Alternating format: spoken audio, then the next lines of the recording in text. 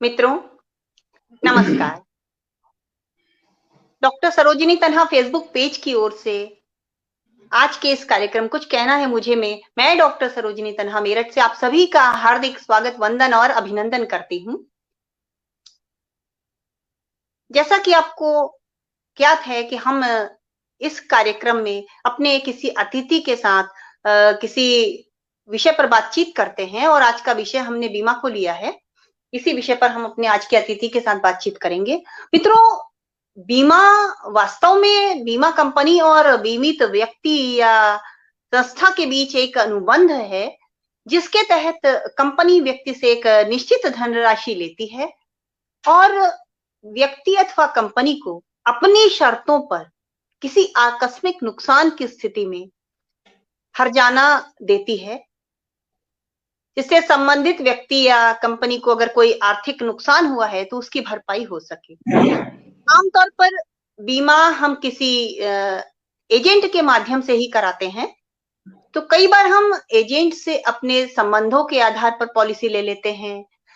तो कई बार ऐसा भी होता है कि कोई आकर्षक रिटर्न पॉलिसी हमारे बीमा कराने का कारण बनती है। दोनों ही परिस्थितियों में ज्यादातर लोग बीमा कंपनी के नियमों और शर्तों पर ध्यान नहीं देते, बस फॉर्म भरकर उसके लिए निर्धारित प्रीमियम जमा करते रहते हैं। अनभिज्ञता की स्थिति में कभी कभी हमें इसका नुकसान भी उठाना पड़ता है, क्योंकि जैसा हमें बताया जाता है वस्तुस्थिति वैसी नहीं होती है। तो बीमा कराते वक्त किन किन बातों का ध्यान रखना चाहिए, किस किस मद में बीमा अवश्य कराना चाहिए, इन्हीं सब बातों की चर्चा हम अपने आज के अतिथि के साथ करेंगे। और हमारे आज के अतिथि हैं दिल्ली से श्री अशोक कौशिक जी। अशोक जी, बहुत बहुत स्वागत है आपका आज के इस कार्यक्रम में। जी मित्रों, इससे पहले कि मैं अशोक जी के साथ अपनी बात आरंभ करूं, मैं चाहूंगी कि मैं अशोक जी का एक छोटा सा परिचय आपको दे दूं। अशोक जी फिजिक्स में एमएससी एमफिल हैं और आईआईटी दिल्ली से एमटेक भी रहे हैं। इसके साथ ही आपने YMCA institute of management Delhi से एमबीए भी किया हुआ है। अपने प्रोफेशनल कैरियर में 6 वर्षों तक आप सीरी पिलानी से जुड़े रहे बतौर साइंटिस्ट। 20 वर्षों तक आपने देश की प्रमुख हाईटेक मल्टीनेशनल कंपनियों के साथ कार्य किया और उनके तकनीकी विभाग का प्रबंधन संभाला। और 2 वर्षों तक आप विदेश में भी रहे इसी सिलसिले में।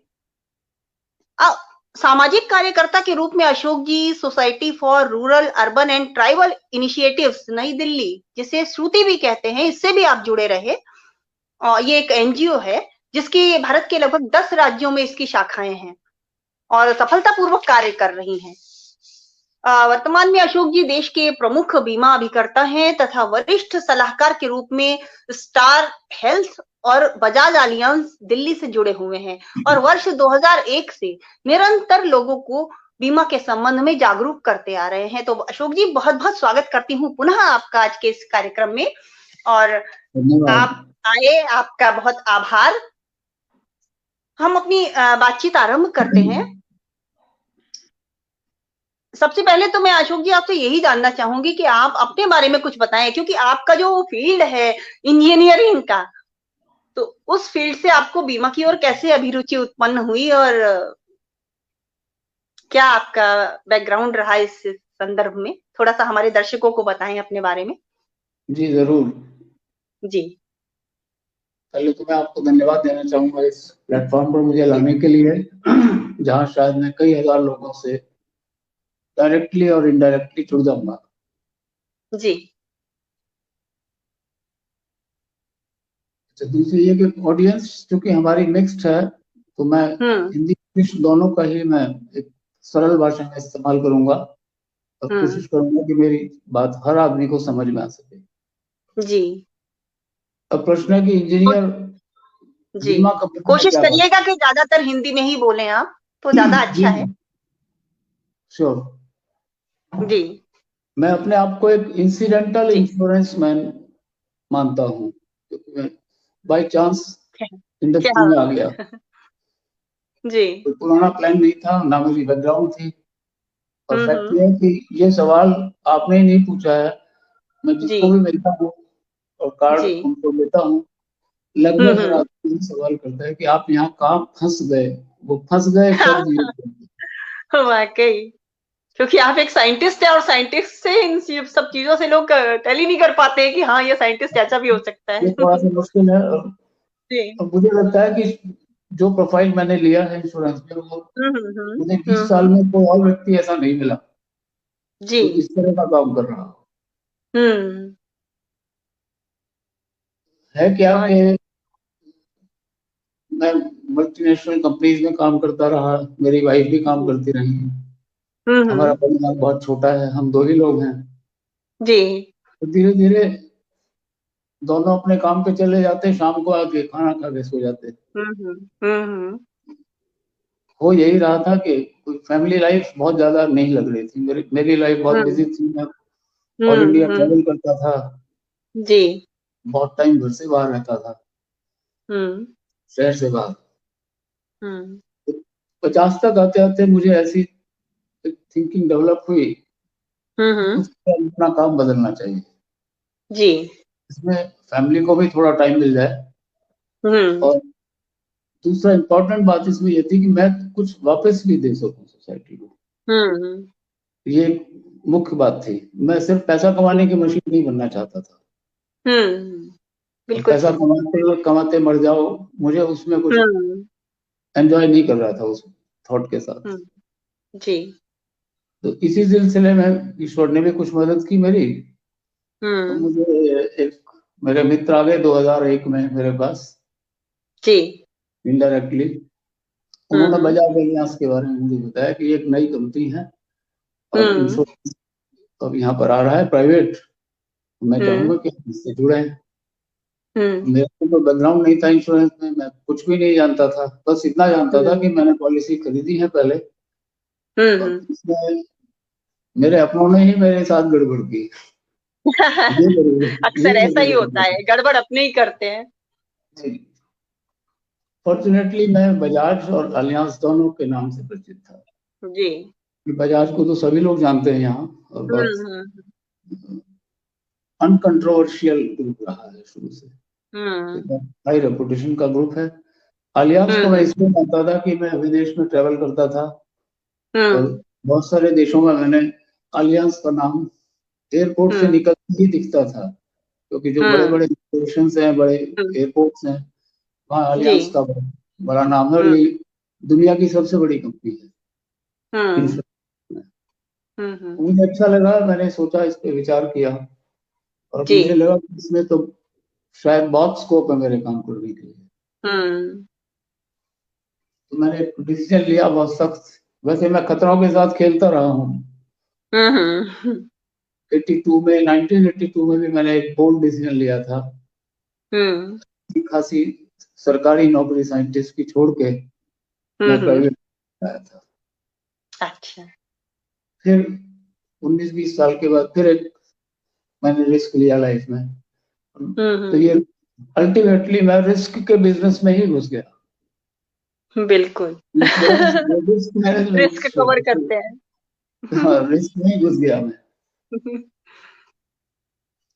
शुरुआत जब सही। मैंने की थी एंड ऑफ 2000 में, तो मैंने 2 विचार के साथ इंश्योरेंस में ज्वाइन किया। जी। एक थॉट लेके चला था, I wanted to change the way insurance is purchased. जी। जिस ढंग से इंश्योरेंस खरीदा जाता था, बेचा जाता था, मैं उसको करूंगा। जी। ये एक मैंने लिया। इसी के साथ इसी से रिलेटेड दूसरा मिशन था कि I wanted to change the way people perceive an insurance agent. लोग इंश्योरेंस एजेंट को किस निगाह से देखते हैं। उस वक्त तक तो बहुत बुरा हाल था जी। इंश्योरेंस से, लोग भागते थे एजेंट से। उनको लगता था आदमी चिपक जाएगा और जब तक पॉलिसी में नहीं दे दूंगा इसको, जब तक नहीं लेंगे तब तक छोड़ेगा नहीं। नहीं। तो ये लगता था कि इसको पॉलिसी चाहिए और ये मुझसे मांग रहा है। ये परसेप्शन मैं चेंज करना चाहता था। इस 2 मुद्दों को लेके मैं इंश्योरेंस इंडस्ट्री में घुसा था और 20 साल के बाद मैं महसूस करता हूँ कि इन दोनों मिशंस पे मैं बहुत फेयरली सक्सेसफुल हूँ। क्योंकि हालांकि सक्सेस का फार्मूला, सक्सेस का मेजर हर आदमी का नापने का अलग है, अलग अलग होता है। मैं बहुत से लोगों की निगाह में बहुत फेलियर भी हूँ, क्योंकि मैं इससे पैसा नहीं कमाता ज्यादा, बहुत थोड़ा सा पैसा शायद आता है, which is hardly anything। क्या है, अगर हम इंश्योरेंस को देखें तो अच्छा, मैं दर्शकों को बता दूं कि कुछ भी नोट करने की जरूरत नहीं है उनको, जस्ट मेरी बात को सुने और उसको समझने की कोशिश करें। उनको जो भी डाउट्स होंगे, जो क्वेश्चंस होंगे, वो मुझे व्हाट्सएप से बात कर सकते हैं, फोन पे बात कर सकते हैं। मैं अपना व्हाट्सएप नंबर सबके लिए बोल भी देता हूँ एक बार, आप जो लोग नोट करना चाहें वो नोट भी कर सकते हैं। 97177644 मैं रिपीट कर रहा हूँ, 97177644 बल्कि मैं इसका आपका नंबर इसमें डिस्प्ले भी कर दूंगी। वंडरफुल, बहुत बढ़िया है। हाँ, प्रोग्राम खत्म होने के बाद मैं इसमें डिस्प्ले भी कर दूंगी आपका नंबर, ताकि अगर किसी को कोई क्वेरी हो, नोट नहीं कर पाया हो, जो बाद में देखे, तो वो लोग भी को इस्तेमाल कर सके। इसमें ईमेल भी कर सकती हैं तो ठीक रहेगा। हाँ, कर दूंगी, ईमेल भी कर दूंगी और वो भी दोनों ही चीजें कर दूंगी। इस बीच हमारे साथ SN पांडे जी जुड़े हैं। SN पांडे जी, बहुत बहुत प्रणाम है आपको। अरुणा शुक्ला जी, बहुत स्वागत है आपका जी। अगर हम इंश्योरेंस को देखें और किस तरह से बिकता रहा है अब तक, और काफी कुछ अभी भी वैसे ही बिकता है ऑनेस्टली। आपके पास इंश्योरेंस एजेंट आपको अप्रोच करता है, हाँ, और वो बात करना चाहता है अपने प्रोडक्ट के लिए, तो जनरली सिस्टम ये है कि वो आके अपने 1-2 प्रोडक्ट के बारे में आपको बात करना चाहता है। जी। प्रोडक्ट वो है जो वो बेचना चाहते हैं आपको, ना कि आपकी जरूरत है। ये मैं हर आदमी के लिए नहीं कह रहा हूँ, but fairly large number of agents इस तरह से ही बात करते हैं, इवन आज भी बात करते हैं। जबकि रोल उल्टा होना चाहिए। मेरे मुताबिक इंश्योरेंस एजेंट का रोल है एक डॉक्टर का। अगर हमको कोई प्रॉब्लम है, हम डॉक्टर के पास जाएंगे, तो हम डॉक्टर से ये नहीं कहेंगे कि डॉक्टर साहब ये वाली दवा मुझे दे दीजिए। सही बात है। डॉक्टर आपसे बिना कुछ बात करे ये पूछेगा कि ये वाली दवा है, ये मैंने गुप्ता जी को भी दी है, वो जो आपके पड़ोस में शर्मा जी रहते हैं उनको भी दी है, उनको काम कर रही है जी, तो ये आप भी ले सकते हैं। यही सिस्टम इंश्योरेंस बेचने का रहा है बहुत समय तक। और कुछ मित्र ऐसे हैं जो अब जो मौसम है इस वक्त जनवरी फरवरी में, वो एक चीज और ऐड कर देते हैं कि सर ये वाली पॉलिसी 31 मार्च को बंद हो जाएगी, बंद हो जाएगी, वो आप ले लीजिए, उसका भी वो बता देते हैं। तो डॉक्टर का रोल ये है कि वो आके जब आप उससे जा रहे हैं, वो आपसे पहले सारे सिम्टम्स पूछेगा, आपकी क्या प्रॉब्लम है, ये सब सिम्टम पूछता है वो, उसके बाद वो दवा लिखता है जो प्रॉपर डॉक्टर है। इसी तरह से इंश्योरेंस वाले का रोल ये होना चाहिए कि वो आपसे बात करेगा पहले कस्टमर से, उसकी क्या फैमिली है, उसकी क्या इनकम है, इनकम प्रोफाइल कैसा है, क्या रेगुलर इनकम है या कभी कभी होने वाली इनकम है, क्या लंबा टाइम तक उसकी इनकम चलेगी, फैमिली स्ट्रक्चर कैसा है, बच्चे कितने बड़े हैं, उसकी अपनी एज क्या है, उसकी फैमिली में उसकी आगे आने वाली जरूरतें वो कैसे देखता है, ये सब उसके सिम्टम है। अगर मैं पेशेंट ट्रीट करता हूँ तो हम जब ये उससे ये सारा डाटा ले लेंगे, फिर उसका पूछते हैं कि उसको वो क्या करना चाहता है, इंश्योरेंस क्यों खरीदना चाहता है। तो ये उसका अपना व्यू है, लेकिन हमें एक डॉक्टर होने के नाते उसकी ये सारी चीजें समझ के उसके लिए एक सही सॉल्यूशन देना पड़ता मूल रूप से इंश्योरेंस बेचना प्रोडक्ट सेलिंग नहीं होना चाहिए, ये सॉल्यूशन सेलिंग होना चाहिए। हम उसकी प्रॉब्लम को आइडेंटिफाई करें और उसके मुताबिक सॉल्यूशन प्रोवाइड करें उसको। अनफॉर्चुनेटली सॉल्यूशन प्रोवाइडर नहीं है यहाँ पर, प्रोडक्ट प्रोवाइडर है जी। तो अब बिल्कुल सवाल सही ये कहा। मैं यहाँ क्या कर रहा हूँ इंश्योरेंस में। मैं मुख्य रूप से 3 सर्विसेज देता हूँ सबको। उनके लिए मैं 3 काम करता हूँ या कर सकता हूँ। एक तो बेसिक नॉलेज मैं उनको देता हूँ कि यदि आपको अपनी पॉलिसी, एक सही पॉलिसी करनी है तो उसके लिए आपको कुछ बेसिक चीजें समझनी चाहिए इंश्योरेंस की। इंश्योरेंस प्लान का मतलब क्या है, सब इंश्योर्ड क्या है, पॉलिसी टर्म क्या है, दूसरे राइडर्स क्या हैं, ये सब चीजें आपको समझनी चाहिए ताकि आप सही सवाल पूछ सकें। तो ये बेसिक नॉलेज उनको प्रोवाइड करता हूँ जी। एक और सर्विस है जो आमतौर पे नहीं होती, कि हमने जो पहले से पॉलिसी हमारी चल रही है पिछले 2 साल 4 साल 10 साल से, उन पॉलिसीज को रिव्यू भी मैं करता हूँ जी।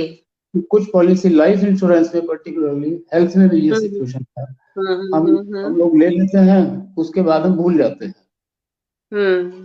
अब नए पॉलिसीज आ गई हैं, कुछ नए सिस्टम्स आ गए हैं, नए नियम आ गए हैं जिसमें अब प्रोडक्ट्स अवेलेबल हैं पुराने 10 साल पुराने प्रोडक्ट्स के मुकाबले। तो ये आवश्यक है कि हम उन प्रोडक्ट्स को रिव्यू करें। इसमें कुछ को बंद करने की जरूरत पड़ सकती है, पेमेंट रोकने की जरूरत पड़ सकती है, तो ये काम कस्टमर खुद नहीं कर सकता। हाँ। ये एक एक्सपर्ट का काम है जो उस प्रोडक्ट को समझता है और कस्टमर के इंटरेस्ट में राइट एडवाइस करेगा उसको। तो पॉलिसी रिव्यू का भी काम है। सिमिलरली हेल्थ इंश्योरेंस में हमने 8 साल पहले कोई 2 लाख रुपए की इंश्योरेंस लेके हम बहुत खुश नजर आ रहे हैं, खुद को अच्छा लग रहा है हमें, बट क्या वो 2 लाख रुपए का इंश्योरेंस आज सफिशिएंट है फैमिली के लिए? डेफिनेटली। तो उसको रिव्यू करने की जरूरत है, हमको अपना कवर बढ़ाने की जरूरत है। ये भी एक सर्विस है जो चाहिए कस्टमर को। तीसरी एक और सर्विस मैं देता हूँ कि बहुत से लोगों की कुछ सीरियस इश्यूज होते हैं जो आप आगे डिस्कशन में भी हम आएंगे। किसी को पॉलिसी से प्रॉब्लम है, किसी को क्लेम में प्रॉब्लम है, क्लेम नहीं मिल रहा है, कुछ इस तरह के जो इश्यूज हैं उसमें अगर मेरे सामने वो इश्यूज लाए जाते हैं तो मैं कस्टमर को प्रॉपर हेल्प प्रोवाइड करने की कोशिश करता हूँ। वो किसी भी कंपनी का कस्टमर हो, किसी भी प्रोडक्ट का हो। किसी को अगर ये प्रॉब्लम है, कहीं पे अटके हुए हैं, प्रॉब्लम सॉल्व नहीं हो रही है, मुझसे बात करेंगे, जो भी हेल्प मैं कर सकता हूँ वो जरूर करूँगा।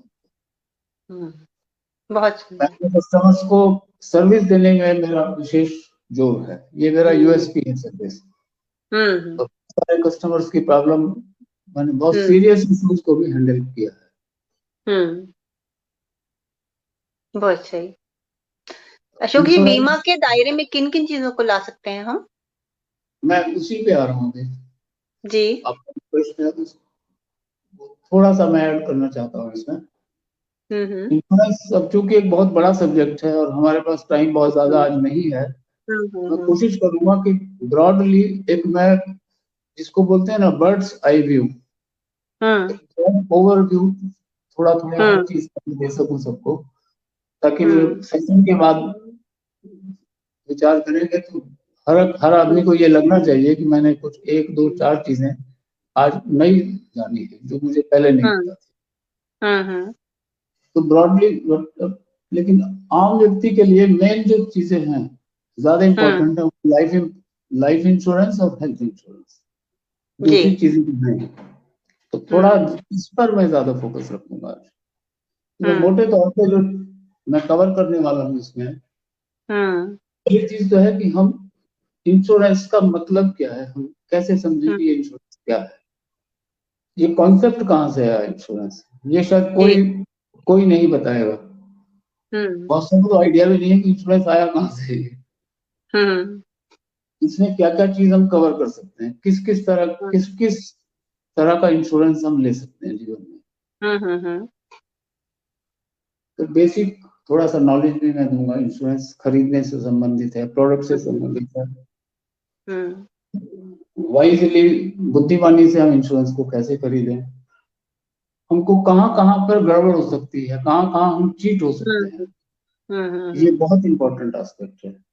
और इस चीटिंग को मिनिमाइज करने के लिए हम क्या कर सकते हैं, हम बिल्कुल तो नहीं रोक सकते क्योंकि इसमें कई लोगों का रोल है चीटिंग में, जैसा हम आगे आएंगे।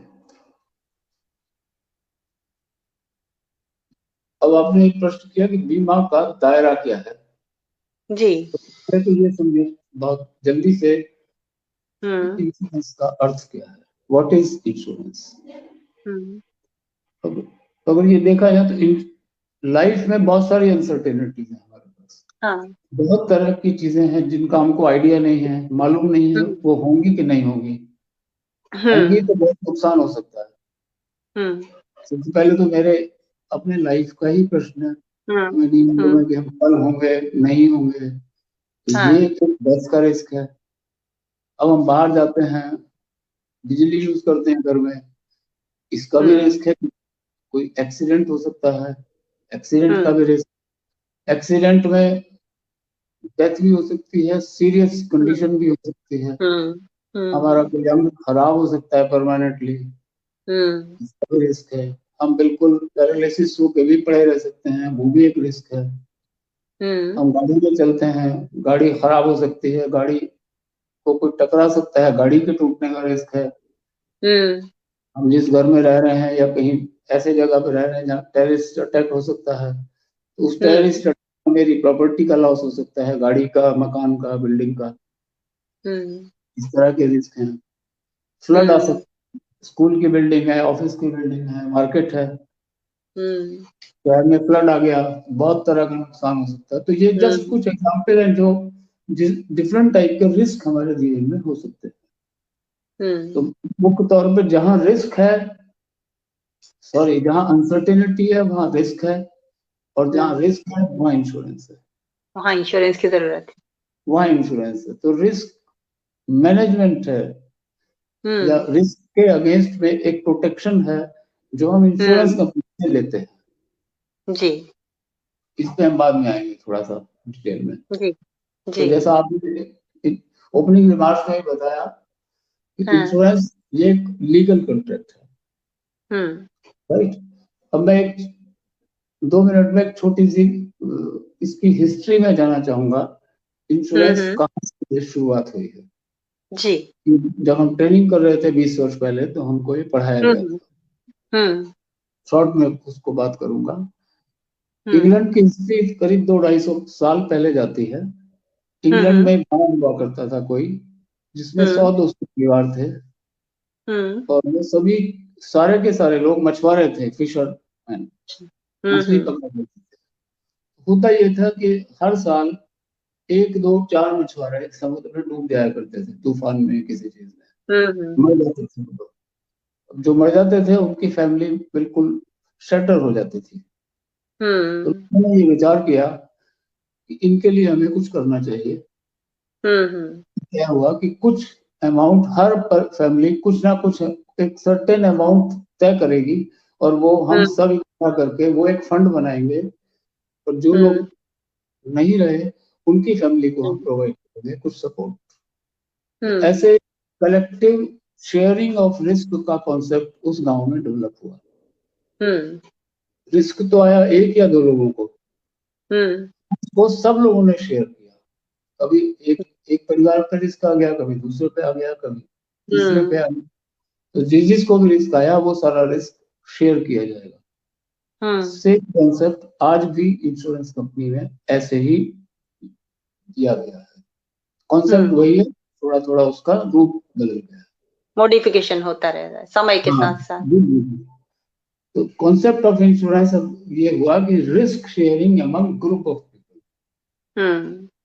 तो जैसा हम लोग कई बार सोचते हैं कि हेल्थ इंश्योरेंस का हम प्रीमियम दे रहे हैं, ये तो बेकार ही हो जाता है, 1 साल दिया, 2 साल दिया। बहुत से लोग 2-4 साल देने के बाद उनको वेस्ट लगने लगता है, वो बंद कर देते हैं। शायद वो सबसे बड़ी गलती है जो है हेल्थ इंश्योरेंस में वो करते हैं। इसको हम बाद में थोड़ा और डेवलप करेंगे इस चीज को। जी। अब प्रश्न उठता है कि क्या क्या चीज हम कवर कर सकते हैं इंश्योरेंस में। इसमें आप देखिए तो ह्यूमन लाइफ से रिलेटेड कई सारे रिस्क हैं, जैसे डेथ है, हॉस्पिटलाइजेशन है, बीमारी से हॉस्पिटलाइजेशन, एक्सीडेंट से एक्सीडेंटल इंजरी हो सकती है, जैसा मैंने अभी एक्सप्लेन, पैंडेमिक हो सकता है, प्रॉपर्टी का लॉस हो सकता है, तो हम प्रॉपर्टी का इंश्योरेंस भी कर सकते हैं अलग अलग तरीके, थेफ्ट है, फायर है, उसकी नेचुरल कैलेमिटी है। अच्छा, और इंश्योरेंस में जो कवर हो सकता है, जैसे हम मान लीजिए हमने कोई म्यूजिक कॉन्फ्रेंस ऑर्गेनाइज की या क्रिकेट मैच ऑर्गेनाइज किया है किसी ने, अब ये हो सकता है कि कोई टेररिस्ट अटैक हो जाए या कोई और ऐसा रीजन बन जाए जिसमें वो मैच कैंसिल करना पड़े हम, या म्यूजिक कॉन्फ्रेंस कैंसिल करनी पड़े, इसमें ऑर्गेनाइजर का बहुत लॉस होता है। तो वो ऑर्गेनाइजर ऐसी इवेंट्स को भी इंश्योर करा सकते हैं। अच्छा, इसको भी इंश्योर करा सकते हैं। तो जैसा मैंने कहा कि जहां भी रिस्क है, हर तरह का रिस्क इंश्योरेंस में कवर कर सकते हैं। अब जैसे डॉक्टर्स हैं, आजकल डॉक्टर्स के अगेंस्ट में लोग शिकायत कर रहे हैं कि इन्होंने इनसे हमारा इलाज नहीं किया, हमारा पेशेंट मर गया, उसके लिए भी डॉक्टर्स के पास इंडेमनिटी अवेलेबल है। इंडेमनिटी इंश्योरेंस बोलते हैं उसको। तो जो भी खर्चा होगा उसमें पेशेंट को दिया जाएगा, केस लड़ने के लिए डॉक्टर की तरफ से, वो सारा पैसा इंश्योरेंस कंपनी देगी। तो ऐसे बहुत तरह के इंश्योरेंसेज हैं जो नए नए आ रहे हैं। सॉफ्टवेयर में इंश्योरेंसेज हैं, अगर आपका साइट हैक हो जाती है उसका भी आप इंश्योरेंस कर सकते हैं। अच्छा, बहुत सुंदर। ट्रैवल इंश्योरेंस कर सकते हैं। तो ये तो हुआ क्या क्या हम कर सकते हैं जी। इसके अलावा एक और बहुत इम्पोर्टेंट चीज है, अभी बहुत कंफ्यूजन होता है जो मैंने देखा, कितनी कई तरह की इंश्योरेंस कंपनीज हैं, हम बहुत तरह के इंश्योरेंस की बात कर रहे हैं, तो कैसा इंश्योरेंस किस तरह की कंपनी से मिलेगा ये समझना बेसिकली जरूरत है। तो 3 ब्रॉड कैटेगरीज हैं इंश्योरेंस कंपनीज की आज। एक है लाइफ इंश्योरेंस कंपनी जी, वो केवल और केवल लाइफ इंश्योरेंस करेगी। एक और इंश्योरेंस कंपनी है जिसको हम जनरल इंश्योरेंस कंपनी बोलते हैं। For example Bajaj Allianz life insurance company. इसी प्रकार दूसरी कंपनी है Bajaj Allianz general insurance company. तो लाइफ वाले सेक्शन में सिर्फ लाइफ इंश्योरेंस होगा। जनरल में लाइफ भी आप कर, वो सॉरी हेल्थ इंश्योरेंस है, प्रॉपर्टी इंश्योरेंस है, ट्रेवल इंश्योरेंस है, प्रोजेक्ट इंश्योरेंस, जो माल हवाई जहाज से शिप से आता जाता है उसको मैरीन इंश्योरेंस बोलते हैं। जनरल इंश्योरेंस कंपनी ये सारे इंश्योरेंसेस करती है, हेल्थ भी करती है। अब उसका हेल्थ का पोर्टफोलियो कितना है, बाकी का कितना, वो एक अलग बात है। पर उनका हेल्थ उनके लिए रोजी रोटी नहीं है उस जनरल इंश्योरेंस की कंपनी के लिए। कई बार हेल्थ का पोर्शन वहां पे वीक हो जाता है, वो ज्यादा ध्यान नहीं देते उसको जी। अब तीसरी कंपनी है जो stand alone health insurance companies है। वो केवल हेल्थ ही इंश्योरेंस करेंगी जहां भी बीमारी इन्वॉल्व है। इसके साथ साथ ट्रेवल इंश्योरेंस इसलिए करती हैं वो क्योंकि उसमें भी बीमारी के लिए हम कवर ले रहे हैं अगर हम बाहर जा रहे हैं विदेश में।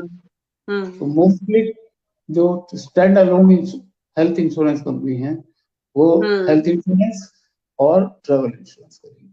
तो ये हमको समझने की जरूरत है। कोई भी दो कंपनी, मान लीजिए बजाज की ही ये दो कंपनियां हैं, तो आपस में इनका कोई लिंक नहीं होगा। 100% ये इंडिपेंडेंट कंपनी होंगी और अलग अलग कंपनी बनेगी, अलग अलग मैनेजमेंट होगा, अलग account, everything will be different. लोग समझते हैं कि शायद एक ही कंपनी दे रही है या ऐसा ऐसा नहीं होना चाहिए। क्लियर होना चाहिए कि ये हेल्थ और जनरल इंश्योरेंस और ये लाइफ इंश्योरेंस ये अलग अलग अलग जी। तो कोई भी लाइफ कंपनी हेल्थ इंश्योरेंस नहीं बेचती है, पहले ये समझे हम, क्योंकि इसमें बड़ा इशू आने वाला है कि यहाँ पर एक गड़बड़ होती है। तो मैं आगे एक्सप्लेन करूंगा। एक होता है क्रिटिकल इलनेस कवर।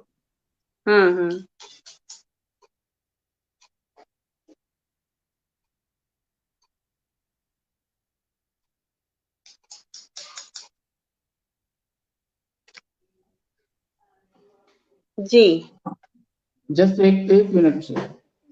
हाँ एक सेकंड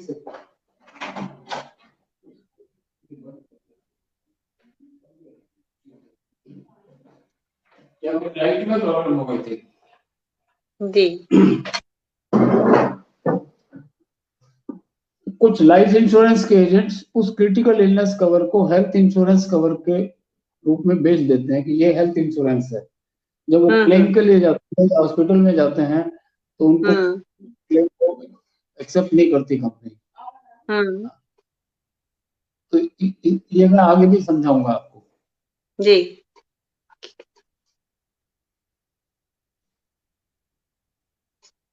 अब हम थोड़ा सा लाइफ इंश्योरेंस के बारे में बात कर सकते हैं। जी आपका अगला प्रश्न क्या है? नहीं वो आप, मैं ये जानना चाह रही थी, लाइफ इंश्योरेंस में किस एज से किस एज तक का हम दायरा ले सकते हैं? तो इसका रेस्ट्रिक्शन है कि इससे नीचे नहीं होगा या इससे ऊपर नहीं होगा? तो ये कुछ जरा बताएं हमारे दर्शकों को। जरूर जरूर। जी लाइफ इंश्योरेंस में जो कवर है, जी बेसिकली लाइफ इंश्योरेंस का मतलब है it is a protection against death.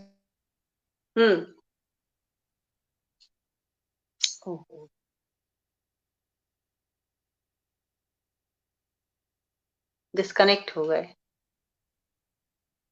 दर्शकों, आप लोगों के भी अगर कोई जिज्ञासा होगी इंश्योरेंस के बारे में जानने की, तो आप कमेंट में पूछ सकते हैं। मैं आपका प्रश्न अशोक जी को बोल कर बता दूंगी, तो वो आपके प्रश्नों का भी उत्तर दे सकते हैं यहाँ पर।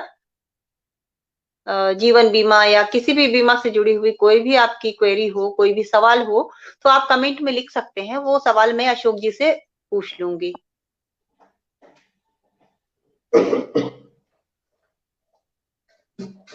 कुछ नेट का इशू है हमारे पास। जी जी सॉरी फॉर डिस्टर्बेंस। हम बात कर रहे थे लाइफ इंश्योरेंस। तो जी एक तो मेन बात यह है कि लाइफ में सिर्फ डेथ के अगेंस्ट में कवर होगा, बीमारी या और सब चीजों के अगेंस्ट में नहीं होगा। नहीं होगा। जी।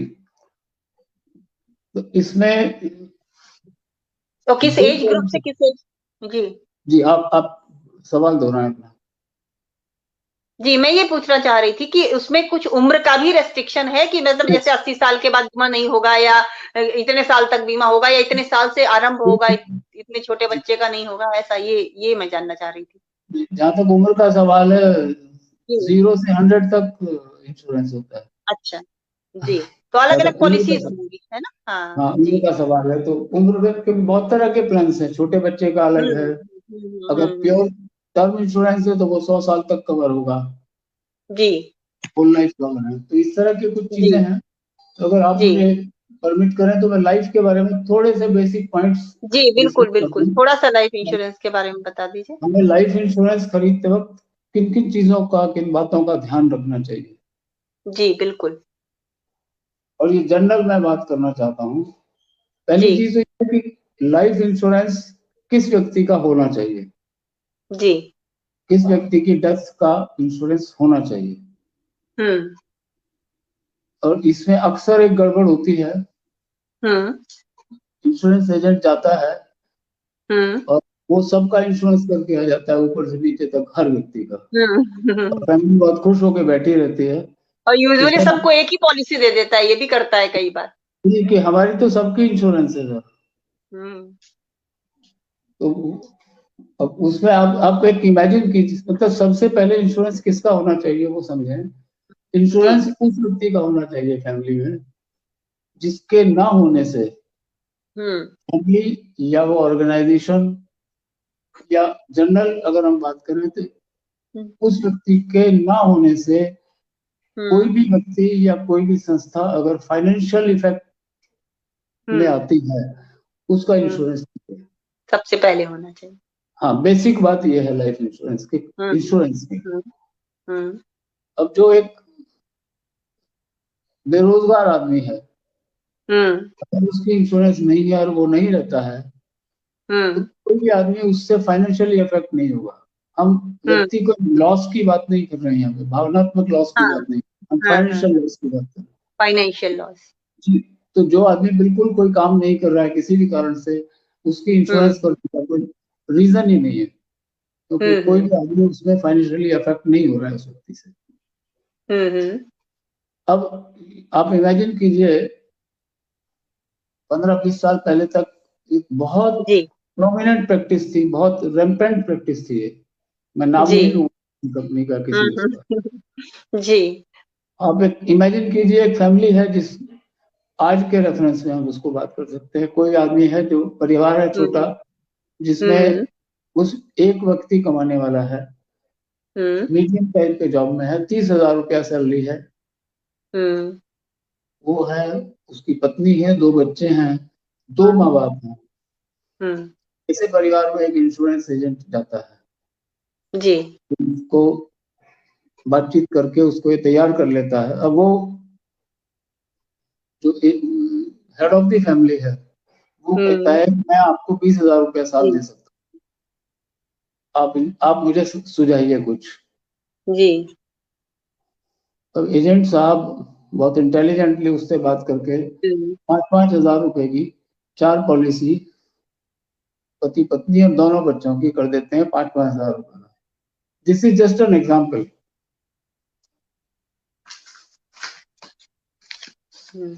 जी।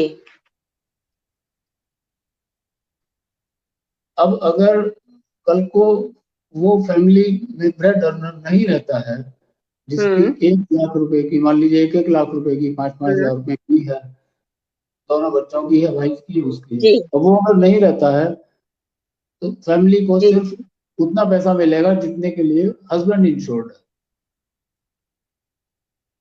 जी। दूसरा नुकसान क्या होगा कि जो बाकी 3 पॉलिसी उन्होंने की है, वो बंद हो जाएंगी, जबकि उसका पैसा ही नहीं होगा फैमिली के पास। जी। तो सारा जो ऑब्जेक्टिव था वो खराब हो गया। अब अगर तो उसको ये समझाए कि सारी फैमिली की जरूरत नहीं है, सबसे पहले इस 20,000 रुपए में मैं आपका एक अच्छा इंश्योरेंस करूंगा, और आप नहीं होंगे तो फैमिली को 1 लाख रुपए के बजाय 4 लाख या 5 लाख रुपया मिलेगा। तो उसको मैं मिस सेलिंग नहीं कहूंगा, दैट इज राइट सेलिंग। जी। तो ये इस तरह की मिस सेलिंग है जिसका हमको पता नहीं लगता है। मैं बहुत से ऐसे परिवारों में मिला हूं जहां इस तरह से उनको पॉलिसीज बेची गई है, तो बहुत तकलीफ का विषय है।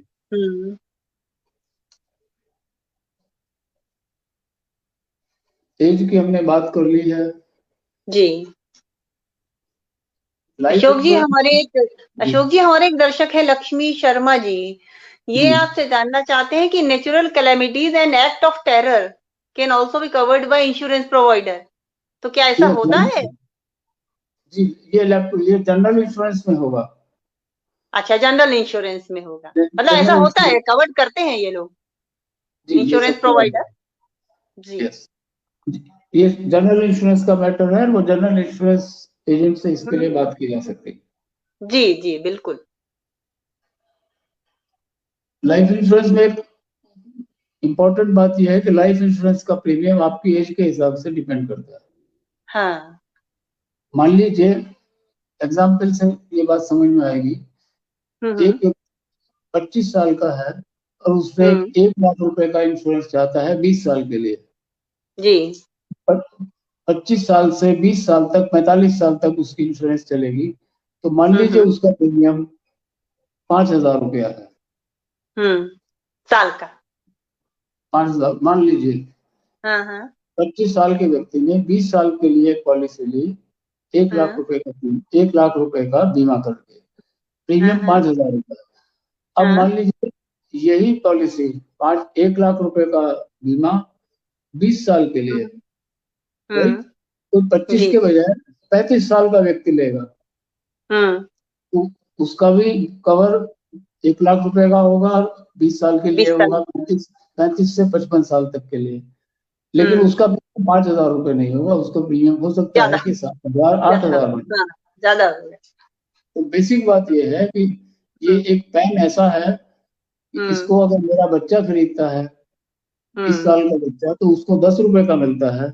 बच्चे का पापा खरीदता है तो उसको 20 रुपए का मिलता है। 20 रुपए उसका का मिलता है। ग्रैंडफादर खरीदता है तो दादा उसको पचास खरीदेगा तो रुपए का 40 रुपए का मिलेगा। हाँ, 40 रुपए जी का मिलेगा। तो ये बात बहुत जी, समझनी चाहिए। बिल्कुल बिल्कुल। तो इससे एक बात ये निकल के आती है कि इंश्योरेंस हमारा सबसे पहला इन्वेस्टमेंट होना चाहिए। जी जिससे ही हम जीवन शुरू करते हैं और हमारे पास कुछ पैसा निकालने के लिए है, तो हमको इंश्योरेंस सबसे पहला प्रोडक्ट लेना चाहिए।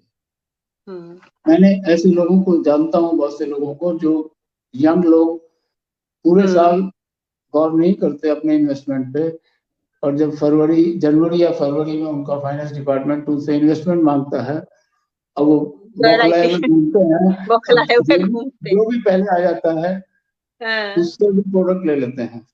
हम्म और मैंने 30-35 साल के लोगों को एफडी खरीदते हुए बहुत लोगों को देखा है, जी जो एफडी खरीद के रखते हैं। हम्म। एफडी हमारी उम्र के लोगों के लिए है।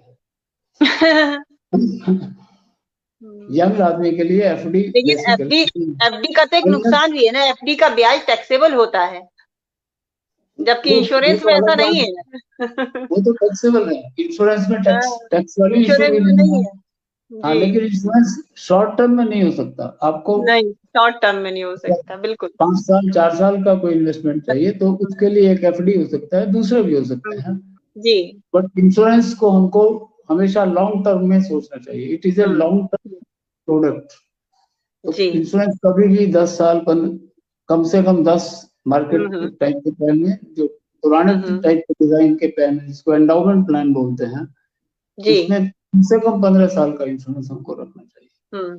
ताकि अगर मेरी पॉलिसी आज 25 साल का मैं ले रहा हूँ और 15 साल का इंश्योरेंस है, तो जी 40 तक पॉलिसी खत्म हो जाएगी और मेरा इंश्योरेंस कवर 40 पर खत्म हो जाएगा। ये वो मोमेंट होगा जब मुझे इंश्योरेंस की सबसे ज्यादा जरूरत है। बिल्कुल। तो हमको इंश्योरेंस का पॉलिसी टर्म, कितने टाइम के लिए इंश्योरेंस करूंगा, ये इस बात को ध्यान में रख के चलना चाहिए कि हमें जरूरत कब तक की हो सकती है। एक अगर थंब रूल की मैं बात करूं तो कम से कम 50 साल तक आपकी पॉलिसी जरूर जानी चाहिए। 50 से 60 साल की एज में मैच्योरिटी आप रखिए। दूसरा, 50 साल वो एज है जब आपके बच्चे बड़े हो जाएंगे और आपकी फैमिली को जरूरत पड़ेगी पैसे की। जी इंश्योरेंस का पॉलिसी पीरियड तय करते वक्त ये जरूर ध्यान में रखिए कि अगर पॉसिबल हो तो उसको अपनी किसी फैमिली की जरूरत के साथ लिंक कर लें। लिंक कर ले, सही बात है। ये एजेंट की भी ड्यूटी है कि वो ये सारी चीजें उनसे डिस्कस करे कस्टमर से। He should not sell a policy which he finds to sell. He finds convenient to sell, या जो उसको बेचनी है ज्यादा कमीशन। ये बिल्कुल सरासर गलत बात है। ये नहीं होना चाहिए। एक और इम्पोर्टेंट एस्पेक्ट लाइफ इंश्योरेंस में आता है पेंशन प्लान। हम भूल जाते हैं, एक जमाने में पेंशन प्लान का इनकम टैक्स में अलग क्लॉज होता था, 10,000 रुपए तक आप उसमें इन्वेस्ट कर सकते थे। हाँ, इन्वेस्ट कर सकते हैं। कुछ सीमा नहीं होता था वो उस वक्त, इसलिए पेंशन प्लान हर आदमी ले ही लेता था, बजाय ये सोचने की बजाय कि इसमें टैक्स लगेगा नहीं लगेगा। नहीं लगेगा, सही बात। आज pension plan, endowment plan, market plan, ये सब के सब एक इनकम टैक्स क्लॉज में आ गए हैं, 80C। 80C में। आज ये बहुत बढ़िया ऑप्शन नहीं है कि हम पेंशन प्लान में इन्वेस्ट कर रहे हैं। हमारे पास आज इंश्योरेंस में ऐसे बहुत सारे प्लान हैं जिसमें मेच्योरिटी टैक्स फ्री रहेगी। तो ये हमको देखना चाहिए कि ऐसे ऑप्शन में डालें। दूसरा क्या है कि पेंशन प्लान में हम पूरा का पूरा पैसा मेच्योरिटी पर नहीं ले सकते। जब जिस दिन से पेंशन स्टार्ट होगी उस दिन से मिलेगा। हाँ, नहीं, जब पेंशन स्टार्ट होगी तो उस टाइम पर हम, जो बेसिकली पेंशन क्या है, आपने जो पैसा इस 10 साल 15 साल 20 साल में इकट्ठा कर किया है, उसका एक कॉर्पस वही बन हमें जाएगा। टुकड़ों में हर महीने मिलेगा। उसके कुछ ब्याज आपको टुकड़ों में मिलेगा, राइट।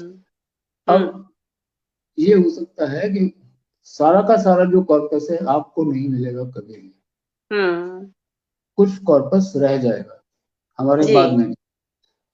हमको इस ऑब्जेक्टिव के साथ कि हमको एक सर्टेन टाइम तक हम इन्वेस्ट करेंगे, उसके बाद हमको रेगुलर इनकम होनी चाहिए। इस तरह के बहुत सारे ऑप्शंस अब आज इंश्योरेंस में हैं कि हम इस तरह की पॉलिसी ले सकते हैं कि जिसमें पूरा का पूरा कॉर्पस मेरे कंट्रोल में है। जी। जब मेरा प्रीमियम टर्म खत्म हो जाता है तो एंड ऑफ द टर्म पर मैं तय कर सकता हूँ कि इस पूरे पैसे को अपने हाथ में रखूं, ये टैक्स फ्री मिलेगा। अगर ये पेंशन प्लान नहीं है तो वो टैक्स फ्री मिलेगा आपको। उस पैसे से आप बिजनेस कर सकते हैं, पेंशन फंड में डाल सकते हैं। तो सारे ऑप्शन खुले हैं आपके पास। यहाँ पर आपका पूरा का पूरा कॉर्पस आपके कंट्रोल में है 100%। पेंशन प्लान में टैक्स भी लगेगा और आपका पूरा कॉर्पोरेट फंड आपके हाथ में नहीं होगा। बिल्कुल।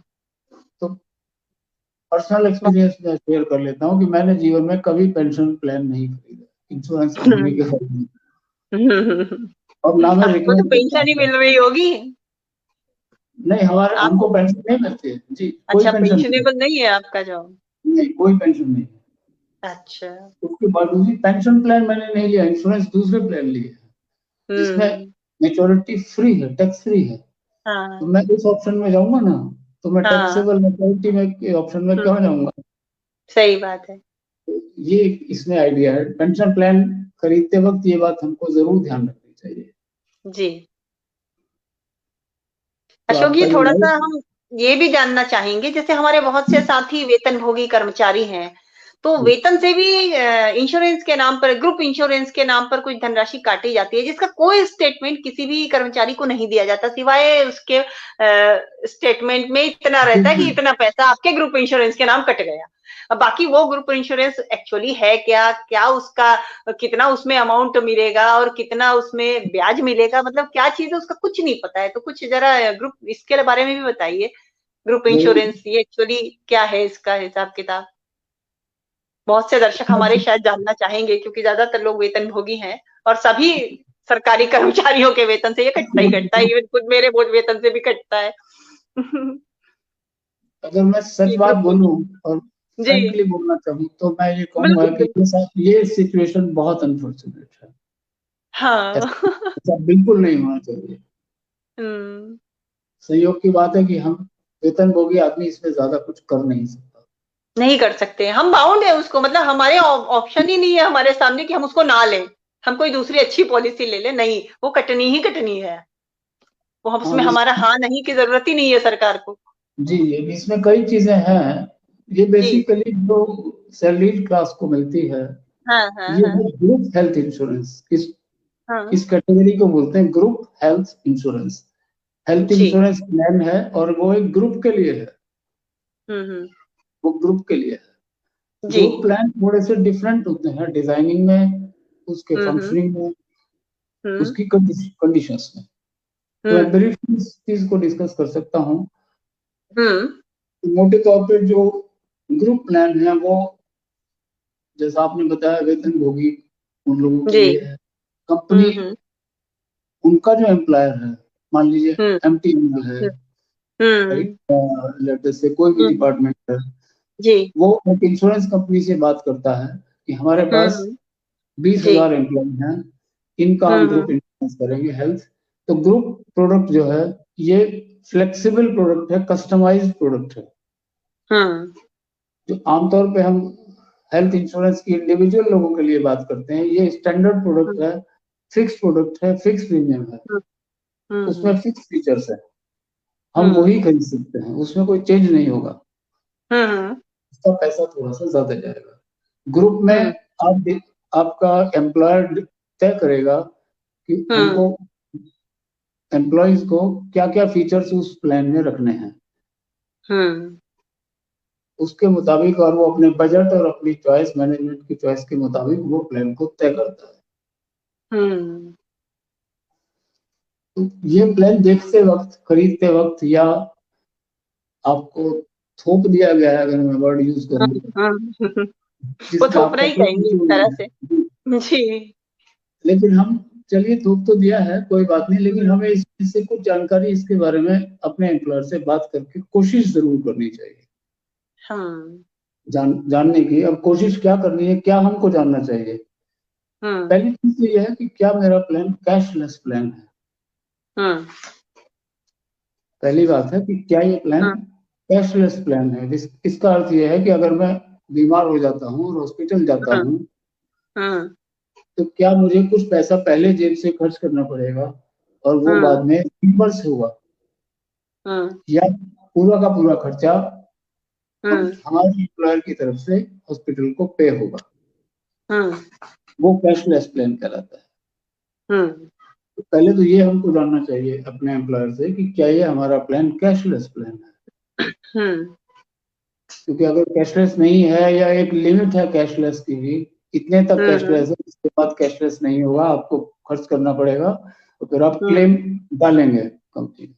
इस केस में आपको एक कुछ सर्टेन अमाउंट का कुछ हमेशा प्रोविजन रखना पड़ेगा। यदि जरूरत पड़ी तो हमको इतना पैसा जेब से तुरंत शॉर्ट टाइम के लिए देना पड़ सकता है। अशोक जी, थोड़ा सा स्वास्थ्य बीमा के बारे में बताइए हमारे दर्शकों को, क्योंकि आजकल का जो समय है, जब से कोरोना और इन चीजों को देखते हुए स्वास्थ्य एक बड़ा इंपॉर्टेंट एस्पेक्ट वैसे भी है, पहले भी था और आज भी और भविष्य में भी रहेगा।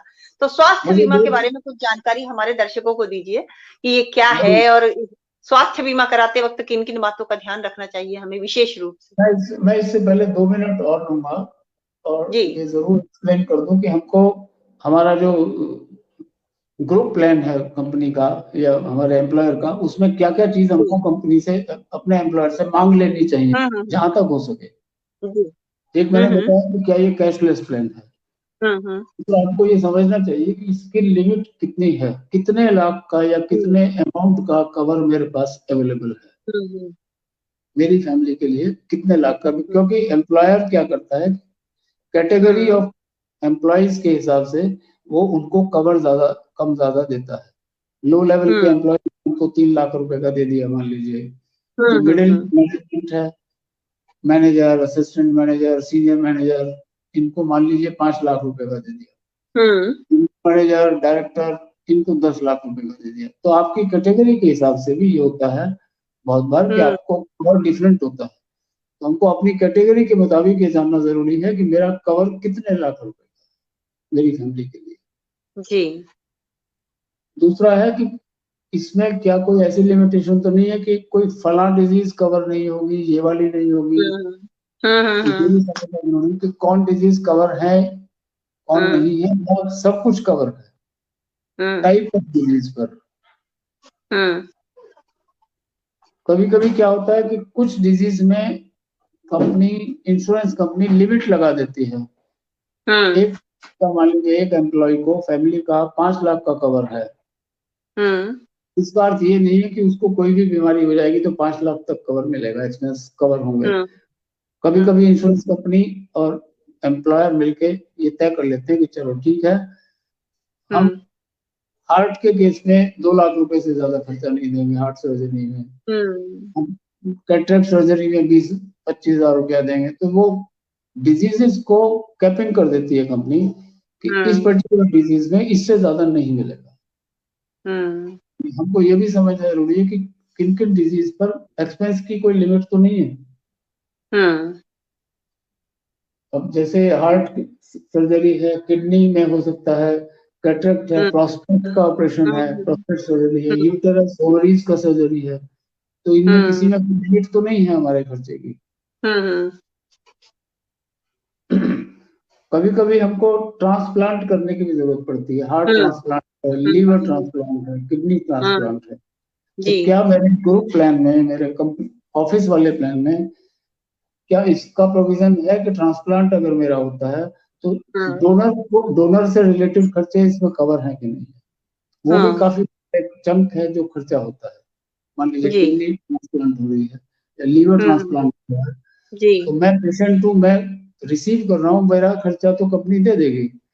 At the same time donor के भी एक्सपेंसेस हैं काफी।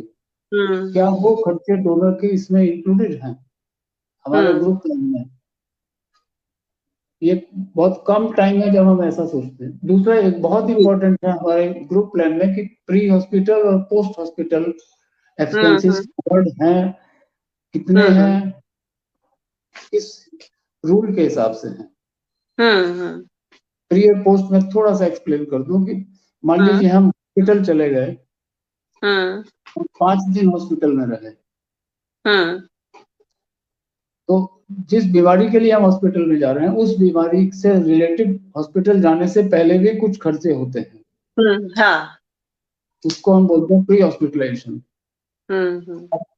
एग्जाम्पल के लिए मैं इसको ऐसे समझा सकता हूँ कि मान लीजिए मेरे पेट में दर्द उठता है, बहुत सीवियर पेन हुआ है, अब मैं पहले डॉक्टर के पास जाऊंगा, गैस्ट्रोएंटरोलॉजी के पास जाऊंगा, वो उसको मैं फीस दूंगा।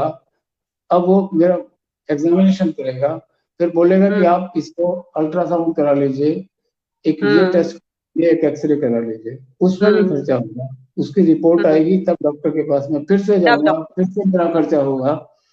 उसको लगेगा ये तो गॉल ब्लैडर इनका तो बर्स्ट होने वाला है, वो बहुत सीरियस कंडीशन है, फिर वो आपको एडवाइस कर देगा कि आप एडमिट हो जाइए, हम आपको गॉल ब्लैडर रिमूव कराएंगे।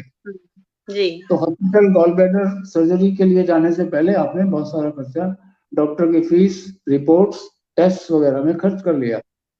तो ये प्री हॉस्पिटलाइजेशन का खर्चा है हॉस्पिटल से पहले। सिमिलरली जब हॉस्पिटल से लौट आऊंगा उसके बाद मेरा कोई फॉलो अप एक्सपेंसेस होगा हॉस्पिटल, उसके बाद पैकेज के बाहर मुझे कुछ दवाइयाँ लेनी पड़ेंगी, 2 महीने 2 महीने 4 महीने की फ्रीक्वेंसी से कोई टेस्ट कराने की जरूरत पड़ सकती है। तो ये जो खर्चे हैं ये पोस्ट हॉस्पिटल खर्चे होते हैं जी। हॉस्पिटलाइजेशन। तो pre hospitalisation expense, hospitalisation expense and post hospitalisation expense, 3 तरह के खर्चे हैं एक बार बीमार होने के लिए। मेरे प्लान में जो ऑफिस का प्लान है उसमें प्री हॉस्पिटल कैसे है कि नहीं है, और है तो कितने टाइम का है। कुछ कंपनी हॉस्पिटलाइजेशन के एक्सपेंसेस को फिक्स कर देती है कि आपका जितने लाख का कवर है उसका 1% हम आपको प्री और पोस्ट में मिला के देंगे। ऐसा भी कुछ कंपनियां हैं जो सम इंश्योर्ड तक जितने का बीमा है उतने तक आप पूरा खर्च कर सकते हैं, काफी सारा खर्चा कर सकते हैं। तीनों कंपोनेंट्स का मिला के सम इंश्योर्ड से ज्यादा नहीं होना चाहिए, दैट्स ऑल। ये बेस्ट ऑप्शन है। तो ये हमको मालूम होना चाहिए कि मेरे ऑफिस के प्लान में ये किस सिचुएशन में है, क्या रूल है इसके लिए। जी। एक और इम्पोर्टेंट एस्पेक्ट आती है ग्रुप प्लान में जो हमको ऑफिस से मिलता है, इसमें कभी कभी पेरेंट्स को इंक्लूड किया जाता है। कभी कभी कुछ ये स्पेशली सेंट्रल गवर्नमेंट के में किया जाता है, बहुत सारे ऐसे हैं जो बड़े बड़े सेंट्रल में तो करते ही हैं, वहां भी किया जाता है। तो अगर हम सेंट्रल, मान लीजिए हम पेरेंट कवर नहीं हो रहे हैं, या दूसरी सिचुएशन आप दीजिए आपके पेरेंट कवर्ड हैं, आप 35 साल के व्यक्ति हैं, अब आपकी फैमिली कवर्ड है, आपके पेरेंट्स कवर्ड हैं। धीरे धीरे जैसे जैसे आपकी एज बढ़ेगी या आप रिटायर हो जाएंगे, अभी तक भी पेरेंट हैं आपके रिटायरमेंट के बाद, तो फिर उनका कवरेज कहाँ से आएगा। आपके रिटायर होने के बाद में पेरेंट्स का कवर शायद नहीं मिलता है, मैं श्योर नहीं हूँ, बट मेरा ख्याल है कि नहीं मिलता है। तो ये ध्यान रखें कि हम रिटायरमेंट से पहले पेरेंट्स के लिए एक अलग से प्लान ले लें, क्योंकि एल्डरली लोगों के लिए प्लान में एज की लिमिट होती है। उससे पहले हमको देखना पड़ेगा कि हम अपने पेरेंट्स के लिए प्रॉपर हेल्थ इंश्योरेंस प्लान अलग से खरीद के रखें। ये कुछ इंपॉर्टेंट बातें हैं जो हमको अपने ऑफिस वाले ग्रुप इंश्योरेंस में देखनी चाहिए। अगर नहीं है तो ये सब जानकारी हमें ऑफिस से लेनी चाहिए कुछ भी करके, अदरवाइज वो बेकार है अपने। उसके सिर्फ एक सिक्योरिटी जो मैं फिर सजेस्ट करता हूँ, और ऐसे मेरे बहुत सारे कस्टमर्स ने लिया हुआ है जिनका ऑफिस का भी प्लान है, वो साथ में एक 5 लाख रुपए का छोटा प्लान अपने लिए अलग से रखते हैं। वो एक एडिशनल सेफ्टी हो जाती है, थोड़ा सा एक्स्ट्रा पैसा अगर वो देने की पोजीशन में है। जी। इसलिए ऑफिस से पूरी, ये क्या करते हैं ऑफिस, ये आपको ना तो पॉलिसी डॉक्यूमेंट देते हैं, हाँ नहीं देते, बिल्कुल नहीं देते, और ना कोई कंडीशंस आपको मिलेंगे, टर्म्स एंड कंडीशंस जो मैंने बताई हैं, कोई ऑफिस मैंने अभी नहीं देखा है नहीं। मैं जहां जहां मैं ग्रुप इंश्योरेंस हैंडल करता हूँ जिन कंपनियों में, मैं बिल्कुल इंश्योर करता हूँ जो पॉलिसी हम उसको देते हैं। अच्छा, ऐसा नहीं है कि पॉलिसी नहीं मिलती है एम्प्लॉयर को। एम्प्लॉयर को बाकायदा पूरी पॉलिसी इशू की जाती है जिसमें पूरा डिटेल होगा, कब से कब तक पॉलिसी है, टोटल कितना पैसा है, कितना प्रीमियम वो दे रहा है, कितने लोगों का है, किस किस व्यक्ति का कितना बीमा है, उसके साथ नीचे कंडीशंस होती हैं कि इसमें क्या कवरेज है। ये सारी चीजें पॉलिसी डॉक्यूमेंट में लिखी जाती हैं और कंपनी को दी जाती है। अब कंपनी के मैनेजमेंट से हमको लेनी पड़ती है। तो मैं कोशिश करता हूँ कि ये पॉलिसी की कॉपी हमारे ग्रुप इंश्योरेंस में सब एम्प्लॉइज को उसकी कॉपी सर्कुलेट हो, तो हर एम्प्लॉय को ये मालूम है कि मेरा इतने लाख का है और इसमें ये कवर होगा, ये कवर नहीं होगा। तो ये कोशिश करनी चाहिए जी। अब आपका अगला प्रश्न था हेल्थ इंश्योरेंस को लेकर। जी। ये एक बहुत ही प्रॉब्लमेटिक एरिया धीरे धीरे अभी भी बना यूं कहिए। इसमें कुछ बहुत इंपॉर्टेंट चीजें पहले हमको समझनी चाहिए हेल्थ इंश्योरेंस में। जी। जैसा मैंने जिक्र किया था कि क्रिटिकल इलनेस का कवर, पहले मैं बताऊंगा कि हेल्थ इंश्योरेंस में कवर किस किस तरह के हैं। दो टाइप के कवर हैं। इसमें टेक्निकल वर्ड है, एक तो है इंडेमनिटी कवर और एक है फिक्स्ड बेनिफिट कवर। समझा? इंडेमनिटी का मतलब है रिस्क के अगेंस्ट कवर है। तो जो नॉर्मल हॉस्पिटलाइजेशन, हॉस्पिटल जाने के लिए हेल्थ पॉलिसी खरीदते हैं वो है इंडेमनिटी कवर, विच मीन्स कि एक सम इंश्योर्ड हम तय कर लेते हैं कि मेरे पास 5 लाख रुपए की हेल्थ इंश्योरेंस है। इसका अर्थ ये है कि मेरी या मेरी फैमिली को 5 लाख रुपए तक का जो भी एक्सपेंस होगा वो पैसा, उसका कवर, उसका पूरा का पूरा पैसा कंपनी पे करेगी, इंश्योरेंस का। राइट? अगर मेरा कोई भी, मैं बीमार नहीं होता हूँ, कोई भी खर्चा नहीं होता है, तो एक भी पैसा नहीं मिलने वाला है इसका। अच्छा। कस्टमर को कुछ नहीं मिलेगा। राइट? जैसे गाड़ी का इंश्योरेंस होता है, हमने कुछ अमाउंट ऐसा दे करके गाड़ी की एक वैल्यू तय करते हैं, आईडीवी वैल्यू, उतने तक जो भी अगर नुकसान होगा, गाड़ी खो जाएगी, वो मिलेगा। अगर गाड़ी को कोई नुकसान नहीं होता है, ना गाड़ी खोती है, तो हमारा वो पैसा, आप कुछ लोगों की भाषा में, वो बेकार हो जाता है। तो इस प्लान को बोलते हैं बीमा कंपनी इंडेमनिटी हड़प प्लान। लेती है। हाँ, ये वाले जो प्लान है, जो उसको नॉर्मल हेल्थ इंश्योरेंस प्लान है, इसको बोलते हैं इंडेमनिटी कवर। दूसरा एक हेल्थ इंश्योरेंस है जिसको बोलते हैं फिक्स्ड बेनिफिट कवर। जी। इसका अर्थ ये है, इसको नॉर्मली क्रिटिकल इलनेस कवर भी बोलते हैं। इस पॉलिसी में कुछ डिफाइंड क्रिटिकल इलनेसेस हैं, 12-15 इस तरह की। अगर उनमें से कोई भी बीमारी हमको डायग्नोज हो जाती है, ये बात ध्यान से सुनने की है जी, उन 20 बीमारियों में से कोई भी बीमारी डायग्नोज हो जाती है, डॉक्टर हमको कंफर्म करता है अपने प्रिस्क्रिप्शन पे कि इनको ये कंडीशन है। डायग्नोसिस का एक अंडरस्टैंडिंग का टेस्ट है कि डायग्नोसिस का मतलब क्या है। टेस्ट होंगे या जो कुछ भी होगा, अगर डॉक्टर ने आपको प्रेस्क्रिप्शन पे कंफर्म किया है कि आपको, मान लीजिए कैंसर है, आपका ये कैंसर है, उसने टेस्ट किया, एस्टेब्लिश हो गया कि इनको फला कैंसर है, तो अगर आपकी कोई क्रिटिकल इलनेस कवर है, मान लीजिए 5 लाख रुपए का है, तो उस डायग्नोसिस के बेसिस पे आप क्लेम दाखिल करेंगे, कंपनी में क्लेम डालेंगे जी, और आपको वो 5 लाख रुपया मिल जाएगा जी। कंपनी को इस बात से कोई लेना देना नहीं है कि इस कैंसर का आप इलाज कर रहे हैं नहीं कर रहे हैं, इसको इससे कोई लेना देना नहीं है कंपनी को। तो ये कहलाती है फिक्स्ड बेनिफिट प्लान। इसमें हॉस्पिटल का खर्चा जो है वो भी नहीं आएगा इस प्लान में, सिर्फ आपको डायग्नोसिस के बेसिस पे वो 5 लाख रुपए आपको पे हो जाएगा जी। तो इसमें समझना चाहिए, इसमें लाइफ इंश्योरेंस कंपनी ये कवर बेचती हैं कुछ। कुछ स्मार्ट एजेंट्स क्या करते हैं, अब मान लीजिए उनके पास किसी हेल्थ इंश्योरेंस का कंपनी का कोड नहीं है, वो एजेंट नहीं है, तो अपने कस्टमर्स को वो क्रिटिकल इलनेस कवर को हेल्थ इंश्योरेंस कवर बता के बेच देते, तो वहां पे उनको प्रॉब्लम हो जाती है बेचारों को।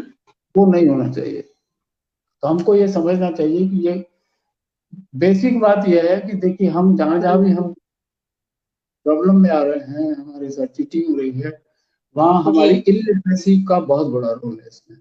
जी। हम ये सब बात क्योंकि कस्टमर से उससे पूछते नहीं हैं, इसलिए ऐसा होता है। लेकिन हमको बहुत अलर्ट होना चाहिए। अब आपके पास एक आदमी सारे श्रोताओं के पास है जो आपको इन सब चीजों पे बात कर सकता है, अगर वो आप उसको फोन कर रहे हैं तो फ्री जी खरीदने से पहले आप बात कर सकते हैं उससे। अशोक जी, ये लक्ष्मी जी ये भी जानना चाह रहे हैं कि can existing sickness be covered during medical insurance? Yes, मैं आ रहा हूँ उसी पे। ये बहुत इंपॉर्टेंट पॉइंट है। इसमें एक दो टेक्निकल चीजें हैं जो मैं समझाऊंगा जी। और एक केस स्टडी के साथ समझाऊंगा। जी। प्रकाश चंद जी जुड़े हैं। प्रकाश चंद जी, बहुत स्वागत करती हूँ आपका आज के इस कार्यक्रम में।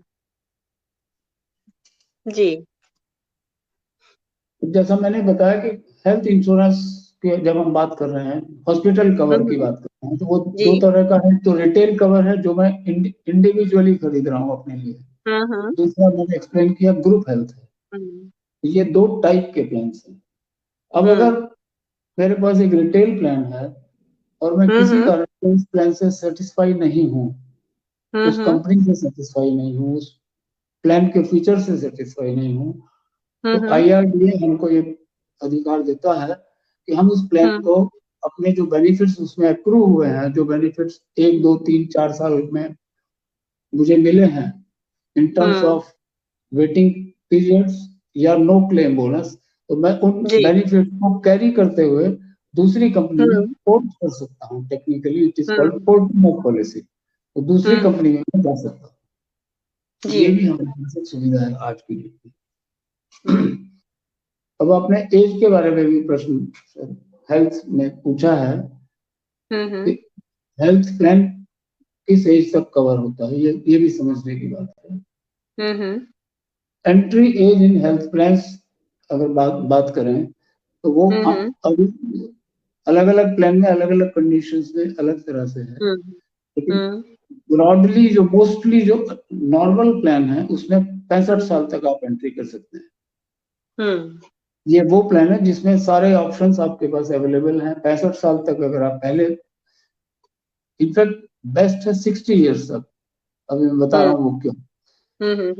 65 तक आप एंट्री कर सकते हैं, लेकिन 60 के बाद और 65 तक अगर आप एंट्री करते हैं तो उसमें को पेमेंट एक आ जाता है, जिसमें हर क्लेम का एक 10% कुछ अमाउंट वो आपको अपनी पॉकेट से बियर करना होगा। तो हमको कोशिश करनी चाहिए कि हम उसको पेमेंट वाले जोन में भी ना लें। तो बस थंब रूल ये है कि हम हेल्थ पॉलिसी 60 से पहले पहले अपनी फैमिली के लिए बहुत अच्छा कवर मेंटेन कर रहे हैं। जी। का सवाल। अब मान लीजिए कुछ लोगों ने पहले नहीं किया है, वो बड़े उसमें आ गए हैं, तो उनके लिए भी प्लान है, मगर उसमें कुछ लिमिटेशंस आ जाते हैं। प्लान में फीचर्स में कवरेज कुछ कम हो जाती है, कुछ चीजें कवर नहीं होंगी, कुछ चीजों में रेस्ट्रिक्शन हो जाएगी कि ये इससे ज्यादा का हम कवर नहीं आपको दे सकते, या टोटल कवर आपकी पूरी हेल्थ पॉलिसी हम मान लीजिए 10 लाख से ज्यादा नहीं दे सकते। तो इस तरह के बहुत सारे रेस्ट्रिक्शंस हैं जो सीनियर लेवल पे आने के बाद में 65 के बाद में पॉलिसी में आ जाते हैं। अब यूं तो टॉप अप प्लान में आप 80 तक एंटर कर सकते हैं टॉप अप प्लान में। उसके साथ एक आपके पास बेस प्लान होना चाहिए। तो अलग अलग टाइप के प्लान में अलग अलग एंट्री एज पॉसिबल है। लेकिन दूसरे एंड पे कवरेज कब तक रहेगी ये भी समझना है। मैंने एक प्लान आज 35 साल की एज में ले लिया और मैं उसको कंटिन्यू कर रहा हूँ। ऐसा नहीं है कि वो किसी एक पर्टिकुलर एज पे आगे कंपनी ये कहेगी अब हम आपको इंश्योरेंस नहीं दे सकते, आपकी पॉलिसी रिन्यू नहीं कर सकते। पहले ये था। करीब 15 साल पहले, 20 साल पहले तक हेल्थ पॉलिसी थी, बहुत कम लोग उसके बारे में जानते थे, लेकिन 2 गड़बड़ें थी उसमें। अगर आपका साल में एक से ज्यादा 2-3 क्लेम आ गए हैं तो किसी भी एज में कंपनी बंद कर देती थी उसको। उसको लगता था ये लॉस मेकिंग प्रपोजल है, इसमें हम आगे कंटिन्यू करेंगे, और हम कुछ नहीं कर सकते।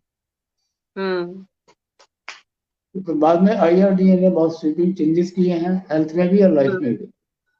आज की डेट में अगर आपकी पॉलिसी ठीक चल रही है, आप प्रीमियम पे कर रहे हैं, तो कितने भी क्लेम आ जाएं एक साल में, to the limit of sum assured, जितने का बीमा है वहां तक, वो आप एक बार में यूज करें, 2 बार में यूज करें, 4 बार में यूज करें, कंपनी आपको डिनाई नहीं कर सकती। उनको रिन्यू करनी पड़ेगी पॉलिसी मेरी। तो अगर कोई कंपनी इस तरह से कर रही है तो हम उसके खिलाफ आवाज उठा के आगे तक जा सकते हैं। हम कहाँ कहाँ जा सकते हैं, कैसे जा सकते हैं, वो मैं बाद में उस पॉइंट पे आ रहा हूँ। तो हमारी पॉलिसी जब तक हम हैं, हमारी पॉलिसी उसको रिन्यू करनी पड़ेगी कंपनी को। ये बात समझने की है। बिल्कुल सही बताया आपने, बहुत हेल्थ काम की इंश्योरेंस से रिलेटेड कुछ जनरल बातें हैं जी जो जान लेनी चाहिए, जो आपको बाद में उपयोगी साबित होंगे। जी। एक तो ये है कि आप health policy, even life policy भी देश में कहीं से भी खरीद सकते हैं। तो ऐसा एक प्रश्न दिमाग में नहीं होना चाहिए कि मैं तो दिल्ली में रहता हूँ और मेरा एजेंट बेंगलोर में बैठा हुआ है, तो वो सर्विस नहीं दे पाएगा, तो मुझे कोई एजेंट दिल्ली में ढूंढना चाहिए लाइफ या हेल्थ। ऐसा नहीं है।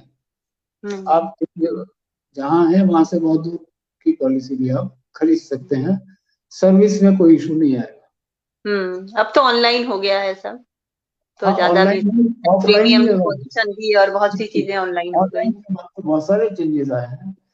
हम्म जब ऑनलाइन नहीं था या इंटरनेट ओपन नहीं था, तब भी मेरे पास, मैं बात कर रहा हूँ 2004, 5, 6 की, उसमें इंटरनेट भी ठीक से नहीं था, ऑनलाइन तो था ही नहीं। उस वक्त भी मेरे पास लगभग पूरे देश से पॉलिसी थी।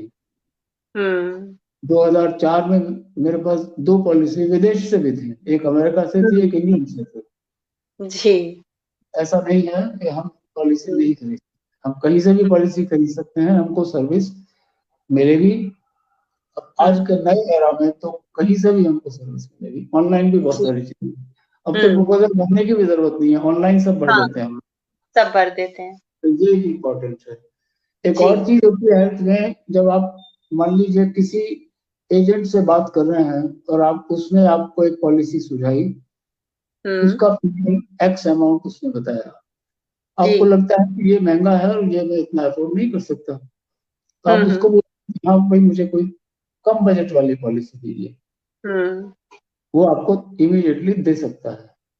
हाँ। लेकिन कम बजट की पॉलिसी लेते वक्त ये जरूर ध्यान दीजिए कि इसमें क्या क्या रेस्ट्रिक्शंस हैं,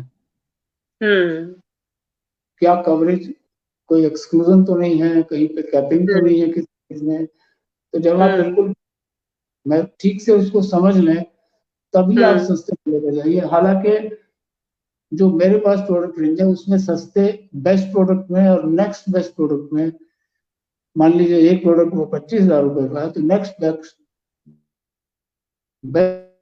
21 से 22-23,000 रुपए तक का है। जी। सिर्फ 2-3 हजार रुपए का फर्क है, मगर उनके फीचर्स में बहुत फर्क है। बहुत फर्क है। तो मैं रिकमेंड करता हूँ कि आप थोड़ा सा कहीं पे काट लीजिए पैसा, लेकिन जाइए हमेशा बेस्ट प्लान में, जिसमें फुल्ली लोडेड प्लान जैसे होता है, गाड़ी फुल्ली लोडेड गाड़ी होती है सारे फीचर्स की। जी। चलिए वो हमेशा बढ़िया रहेगा। बाद में ये लगता है कि वो अगर 5,000 रुपये एक्स्ट्रा पे कर देता तो मुझे यहाँ 50 रुपए का क्लेम में फायदा हो जाता। ऐसा बहुत याद होगा। तो हमें कोशिश करनी चाहिए कि बेस्ट प्लान ही खरीदें, अपने बजट बजट में जो बेस्ट आप अवेलेबल आप अफोर्ड कर सकते हैं वो ही प्लान है। अच्छा, इसमें हेल्थ प्लान में बच्चे जो हैं वो 25 साल की एज तक कवर होते हैं और मोस्ट ऑफ द पॉलिसीज। तो 25 के बाद उनको नई पॉलिसी उनकी अलग से बनेगी। जी। जो हमारी अंशु जी पर्सनल जुड़ी है, बहुत पॉलिसी, स्वागत है जी। जो हेल्थ इंश्योरेंस की बात कर रहे हैं, पर्सनल पॉलिसीज में, उसमें एक बहुत अहम सवाल है जहाँ पे गड़बड़ भी हो जाती है जी। मान लीजिए मैं 25-30 साल का हूँ और मेरे पेरेंट्स भी हैं जो जॉब कर रहे हैं या नहीं कर रहे हैं, तो मैं चाहूंगा कि मेरे पेरेंट्स का भी इंश्योरेंस हो। अब अगर आप टिपिकल एजेंट से बात करेंगे तो इमीडिएटली वो कहेगा मैं सर मैं सबका कर देता हूँ। He'll be very happy to include your parents in your policy. इसके लिए तो बहुत गोल्ड माइन हो जाता है वो, गोल्ड चांस भी होगा। हाँ, उसका रीजन ये है कि फैमिली पॉलिसीज में जो प्रीमियम कैलकुलेशन है वो सबसे बड़ी उम्र के आदमी के हिसाब से होती है। तो अगर हम 4 लोगों का पॉलिसी है, 35 साल का आदमी इसमें हाईएस्ट एज का है फादर, तो उसका प्रीमियम जो बैठेगा, अब उसके साथ अगर वो 2 आदमी और पेरेंट्स को सब शामिल कर रहा है जो 55 साल के हैं, तो प्रीमियम बहुत ज्यादा बढ़ जाएगा। को ये ध्यान रखना चाहिए कि अपनी पॉलिसी में कभी भी पेरेंट्स की पॉलिसी को इंक्लूड ना करें। इसको आप मेरी थंब रूल मान लीजिए, रूल मान लीजिए जी। मदर फादर की पॉलिसी अलग से बनवाइए, अपनी पॉलिसी अलग की से। बात बताइए आपने।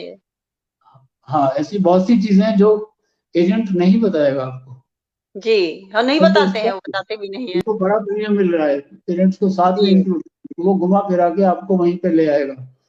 तो हमको उस सिचुएशन से बचना है जी। हमारा ऑब्जेक्टिव ये होना चाहिए कि हमें मैक्सिमम बेनिफिट मिले और मिनिमम कॉस्ट में मिले जी। इसी तरह से अगर आप एजेंट से, आपके पास 5 लाख की पॉलिसी है और आप सोच रहे हैं कि मैं इसको 10 लाख कर लूं या 15 लाख कर लूं, और आप एजेंट से बात करते हैं, तो अगर स्मार्ट एजेंट है वो आपको कहेगा यस मैडम मैं आपकी पॉलिसी 5 से 15 की कर देता हूँ आपकी फैमिली की। अनफॉर्चुनेटली इंसिडेंटली मैं ये राय कभी नहीं देता हूँ कि आप 5 से 15 के उसको कर लीजिए। वो 5 से 15 में जाने में प्रीमियम में बहुत ज्यादा फर्क पड़ता है। वो एक फाइनेंशियली बढ़िया प्रपोजल नहीं है कि 5 से 15 या 20 पे आप चले जाएं या 10 से 20 पे चले जाएं, 25 पे चले जाएं। बेस्ट ऑप्शन इसमें ये रहती है कि आप 5 या 10 लाख का ये जो बेस प्लान है, इसको 10 लाख से ज्यादा मेरे किसी भी कस्टमर के पास नहीं है। 90% मेरे कस्टमर्स के पास 5 लाख का बेस प्लान है और उनको फिर मैं 1 करोड़ तक का टॉपअप देता हूं जो बेहद सस्ता होता है। एग्जाम्पल के लिए मान लीजिए एक फैमिली है 2+2, 2 माँ बाप और 2 बच्चे 30-35 साल के हैं, उनका 5 लाख रुपए का प्लान है फैमिली का, तो मान लीजिए वो 25,000 रुपए का है। तो उस फैमिली का 5 लाख के ऊपर 1 करोड़ का प्लान रफली 6-7 हजार रुपए का होगा। तो 25 के बजाय 30-32 हजार रुपए में उनको 1 करोड़ 5 लाख रुपए का कवर मिल जाता है। कवर मिलेगा जी। तो ये हमेशा बेस्ट ऑप्शन होता है कि आप बेस प्लान रखें 5 से 10 लाख रुपया, उसके ऊपर 25 लाख, 50 लाख, 75 लाख और 1 करोड़ 4 ऑप्शन है इनके टॉपअप। हालांकि जी 25, 50, 75 लाख में और 100 लाख में बहुत ज्यादा फर्क नहीं है। मान लीजिए 75 लाख का प्लान आपका 6,000 रुपए का है, तो 1 करोड़ रुपए का प्लान शायद 7,000 रुपए में आ जाएगा। तो ये एजेंट के साथ बात करके सारे ऑप्शंस को खुला रखिए, पूरे सवाल कीजिए, उससे ले लीजिए, तब आप डिसाइड करिए जी। ये चीजें आप को ना छोड़े तो बेहतर है, चाहे वो रिश्तेदार हो, चाहे वो परिचित हो, अपरिचित हो, लेकिन सवाल जरूर करिए। बिल्कुल सही कहा आपने, सवाल के बिना तो जवाब कहाँ से मिलेगा। हाँ, हेल्थ इंश्योरेंस में एक बहुत इंपॉर्टेंट एस्पेक्ट अभी मेरे सामने आ रहा है, हमको कितना कवर रखना चाहिए। देखिए हेल्थ इंश्योरेंस हमको जब तक मिल सकता है, या लाइफ इंश्योरेंस भी, जब हम पूरी तरह हेल्दी है, पूरी तरह हेल्दी है। साधारण बीमारी तो ठीक है, कोविड हुआ, बुखार हो गया, फ्रैक्चर हो गया, ये कोई खास बात नहीं है। अगर गंभीर बीमारी हम किसी भी एज में पकड़ गए तो हमको हम डिक्लाइन केस हो जाते हैं इंश्योरेंस में। इसका मतलब है हम इंश्योरेंस के लिए इनएलिजिबल हो गए हैं, हमको नहीं मिलेगा। तो हम वो कंडीशन में नहीं जाना चाहिए कि हम उसमें आ जाए। तो हमारे अपने लाइफ स्टाइल पे बहुत डिपेंड करता है कि आगे क्या संभावना बन सकती है। अगर हम बहुत खराब लाइफ स्टाइल है, गलत ढंग से खा रहे हैं, गलत ढंग से सो रहे हैं, गलत ढंग से काम कर रहे हैं, सिगरेट भी पी रहे हैं, एंजॉय करने के लिए शराब भी पी रहे हैं, हम मोटे भी हैं, मान लीजिए मोटे भी हैं, एक्सरसाइज भी नहीं करते हैं, तो सारे के सारे फैक्टर्स आपने इकट्ठे कर लिए बीमारी होने के। ऐसे व्यक्ति को जल्दी से जल्दी एक बहुत अच्छे कवर के साथ हेल्थ इंश्योरेंस खरीदना चाहिए। ये ऐसी गलती बहुत बार होती है जी।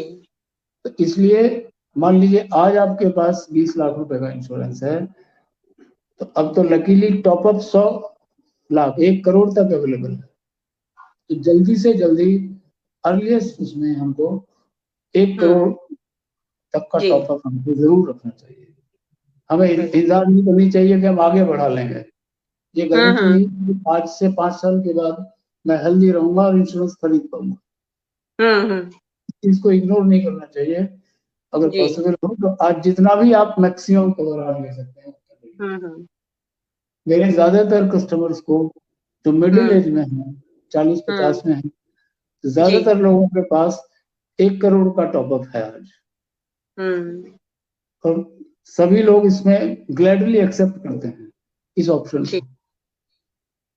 तो हमको उस लूप में नहीं आना चाहिए कि एजेंट आपको 10 लाख के बेस प्लान से 25 लाख का बेस प्लान पे बढ़ा देगा, प्रीमियम दोगुना हो जाएगा। कोशिश करनी चाहिए उस ट्रैप में हम ना फंसे। अवेयर हमें खुद ही होना पड़ेगा, एजेंट के भरोसे नहीं रहना है। भरोसे सवाल नहीं जवाब रहना करके ही हम अवेयर हो सकते हैं उससे। जी। अच्छा, दूसरा क्या है कि जो मेडिकल कॉस्ट है, इसमें मेडिकल इन्फ्लेशन का भी एक आइडिया हमको होना चाहिए। जी। मेडिकल कॉस्ट किस रेट पे बढ़ रही है। सब्जी के इन्फ्लेशन में तो हम बहुत चिंतित है, लेकिन मेडिकल इन्फ्लेशन के बारे में नहीं सोचते हैं, जबकि सबसे ज्यादा इन्फ्लेशन मेडिकल में है, मेडिकल कॉस्ट में। तो हमको मेडिकल इन्फ्लेशन नॉर्मली अभी जो चल रहा है बहुत समय से लगभग 12% 15% चल रहा है। इसका अर्थ ये हुआ कि मोटे तौर पर जो काम, जो सर्जरी, जो प्रोसीजर आज 5 लाख में हो जाएगा, वो अगले साल 5 लाख इंटू 15% एक्स्ट्रा होगा। बिल्कुल। तो ब्रॉडली ये कहिए कि 7 से 8 साल, हाँ 7 से 8 साल में हमारी कॉस्ट डबल हो जाएगी। डबल हो जाएगी, डबल से भी ज्यादा हो सकती है। आज अगर मेरे पास 10 लाख का इंश्योरेंस है सिर्फ, और मैं उसको कंटिन्यू कर रहा हूँ 10 लाख के को, तो क्या वो 10 लाख का इंश्योरेंस 10 या 15 साल के बाद में सफिशिएंट होगा? नहीं हो पाएगा। तो ये गारंटी नहीं है कि 10 साल के बाद या 15 साल के बाद मैं उतना हेल्दी रहूंगा कि मैं आगे बढ़ा पाऊंगा इंश्योरेंस को। तो we should thank top up plans कि बहुत कम पैसे में हमको बहुत अच्छा कवर इसमें आज मिल जाता है। फंक्शनली, ऑपरेशनली बेस प्लान और टॉप अप प्लान में कोई फर्क नहीं है। अच्छा। सिर्फ फर्क ये है वो सस्ता क्यों है। अब आप पूछ सकते हैं कि वो इतना सस्ता क्यों है। सही बात है। उसका प्रीमियम डिपेंड करता है कि कितने क्लेम्स हमको उसमें मिलते हैं। क्लेम रेशियो जो बोली जाती है, तो क्लेम रेशियो जहां पर कम है वहां प्रीमियम कम रखना कंपनी अफोर्ड कर सकती है। मोस्टली प्रीमियम्स जो मोस्टली क्लेम्स हैं वो 5 लाख तक के अमाउंट में क्लेम होते हैं मोस्टली। इसलिए 5 लाख तक के जो प्लान है वो सबसे ज्यादा एक्सपेंसिव होगा उस हिसाब से। जी। टॉप अप प्लान्स जो हम ले रहे हैं 5 लाख के ऊपर 10 लाख 1 करोड़, उस रेंज में क्लेम रेशियो बहुत कम है।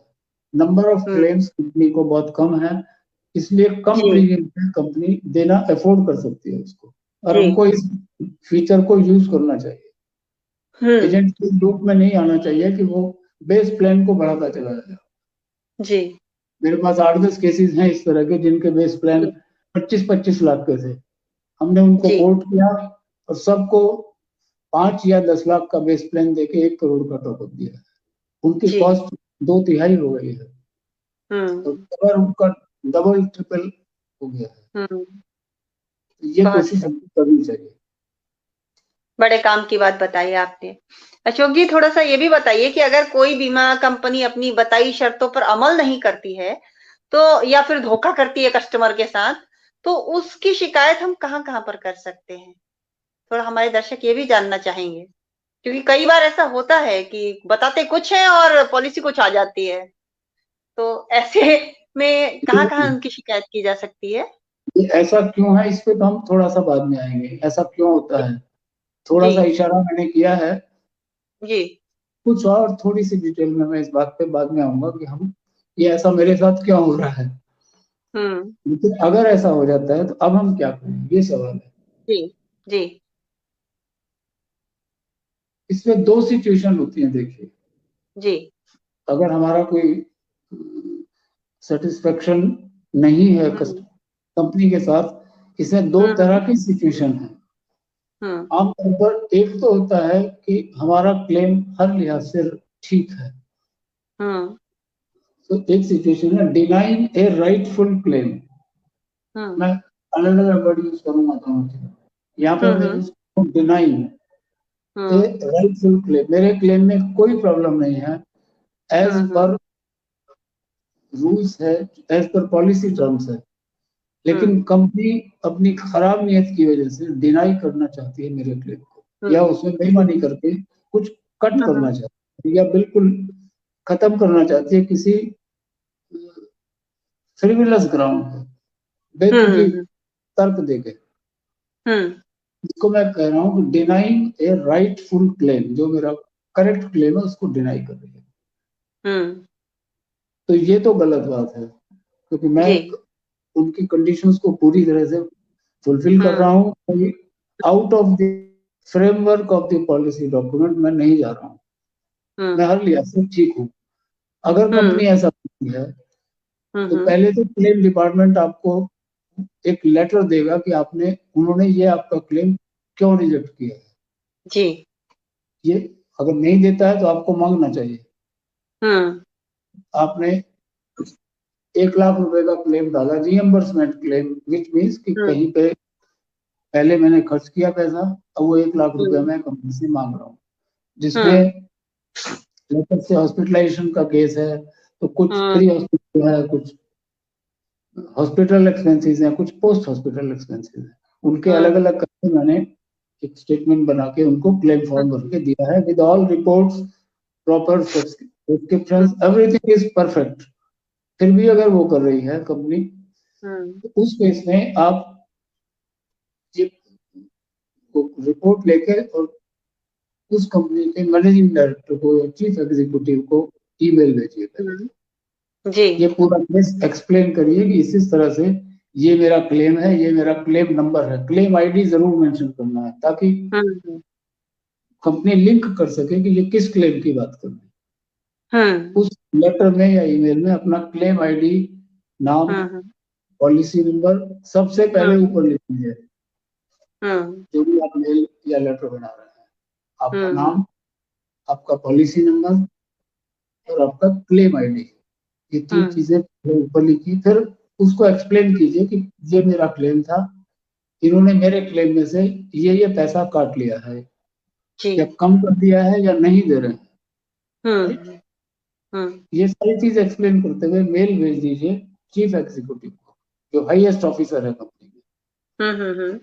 पहला मेल आप उसको अप्रोच करेंगे कि आपके क्लेम डिपार्टमेंट ने ये मेरा क्लेम गलत तरीके से डिनाई किया है, तो ये मेरा क्लेम आप पूरा का पूरा दिलवाएंगे। क्लियर हो गई ये बात? जी। ओके। अब ये हो सकता है कि वो एमडी अपने लेवल पे उस चीज को सेटल करे। जनरली ये हो जाता है कि एमडी की ऑफिस से एक वर्ड आपके पास भी आएगा, उस रिवर्ट, और लोअर ऑफिस को, क्लेम ऑफिस को भी जाएगा, इसको ये आप देखिए और इसको ठीक करके इसको सेटल कीजिए क्लेम को। अब ये हो सकता है कि एमडी भी कुछ उसमें एक्शन ना ले, एमडी बिल्कुल चुप बैठ जाए। अगर एमडी चुप बैठ जाता है तो अगला लेवल पे आप एस्केलेट करेंगे आईआरडीए को। जी। उसी मेल को रेफर करते हुए आप IRDA एक मेल लिखेंगे, कॉपी टू एम्बुड्समैन। तो IRDA with copy to ombudsman, insurance ombudsman, उनको ये लेटर लिखिए कि इस कंपनी का मैं कस्टमर हूँ, ये मेरा पॉलिसी नंबर है, इस फला क्लेम ID में इन्होंने मेरा पैसा काट लिया है जो गलत है। आप प्लीज इसको कंपनी को इंस्ट्रक्शन दीजिए कि वो उसको मेरे को पेमेंट को पे करेगा। वहां नहीं होगा तो इस लेवल पे जनरली सारी प्रॉब्लम सॉल्व हो जाती है। तो नीचे वाले को, कंपनी के क्लेम डिपार्टमेंट को या MD को ये एहसास होना चाहिए कि आप इस केस को छोड़ने वाले नहीं हैं जब तक आप लॉजिकल कंक्लूजन पर नहीं पहुंच जाते हैं और अपना राइटफुल जो अमाउंट है वो आप नहीं ले लेते हैं, आप उसको छोड़ेंगे नहीं कंपनी को। मान लीजिए किसी वजह से MD ने रिप्लाई नहीं किया, उसके बाद IRDA और ओम्बुड्समैन में भी कोई एक्शन नहीं है, ये भी तो हो सकता है। अब आपके पास एक लेवल और बचता है जिसको बोलते हैं कंज्यूमर कोर्ट। फिर आप इस सारे केस को कंज्यूमर कोर्ट में सिंपल एप्लीकेशन लगेगी, कोई वकील की जरूरत नहीं है। आप कंज्यूमर कोर्ट में जो आपके एरिया से रिलेटेड स्टेट कंज्यूमर है या सिटी कंज्यूमर कोर्ट है, जो भी, वहां पे आप डाल दीजिए। अल्टीमेटली आपको लड़ाई तो लड़नी पड़ेगी लेकिन पैसा मिलेगा जी। इस बारे में अगर किसी कस्टमर का, किसी व्यक्ति का जो ऑडियंस में बैठे हैं, उनको अगर कोई इस तरह की प्रॉब्लम है, हाँ एक बात, MD का ईमेल ID की सवाल उठेगा। आज इंटरनेट से आप सर्च में डालिए स्टार हेल्थ MD का ईमेल, जी, आपके पास जो सर्च रिजल्ट आएंगे, ईमेल फोन नंबर तो सभी के अब पड़े रहते हैं नेट पर। जी, वो आप सर्च कर सकते हैं। इसी तरह से ओम्बुड्समैन के नंबर है, IRDA के नंबर है। ये डाटा मेरे पास भी मिलेगा, किसी को अगर जरूरत है तो वो मुझे फोन करके मेरे से ये डाटा भी ले सकते हैं। जी, ओम्बुड्समैन के ईमेल IDs, क्योंकि ये मैं बहुत यूज कर चुका हूँ अनफॉर्चुनेटली। जी जी जी। 8-10 केसेस में जब हमने, हमारे कस्टमर्स ने IRDA को और ओम्बुड्समैन को ईमेल अपनी भेजी है, letter to mail to address to MD with copy to IRDA and ombudsman, जी, मोस्टली हमारे ऑलमोस्ट सभी केसेस सॉल्व हो गए। सभी केसेस सॉल्व हो गए। किसी को फिर भी कोई इशू है, किसी को कस्टमर्स को जो बैठे हुए हैं दर्शक, वो मेरे से बात कर सकते हैं।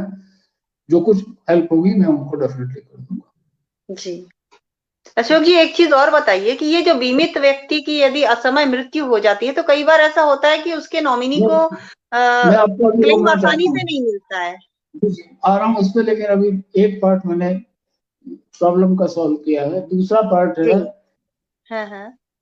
क्योंकि हमको अगर जैसे क्लेम नहीं मिलता तो हम तो यही समझते हैं कि कंपनी कुछ गड़बड़ कर रही है। जी, कंपनी गड़बड़ कर रही है, ये कंपनी वाले गलत है। ऐसा नहीं है।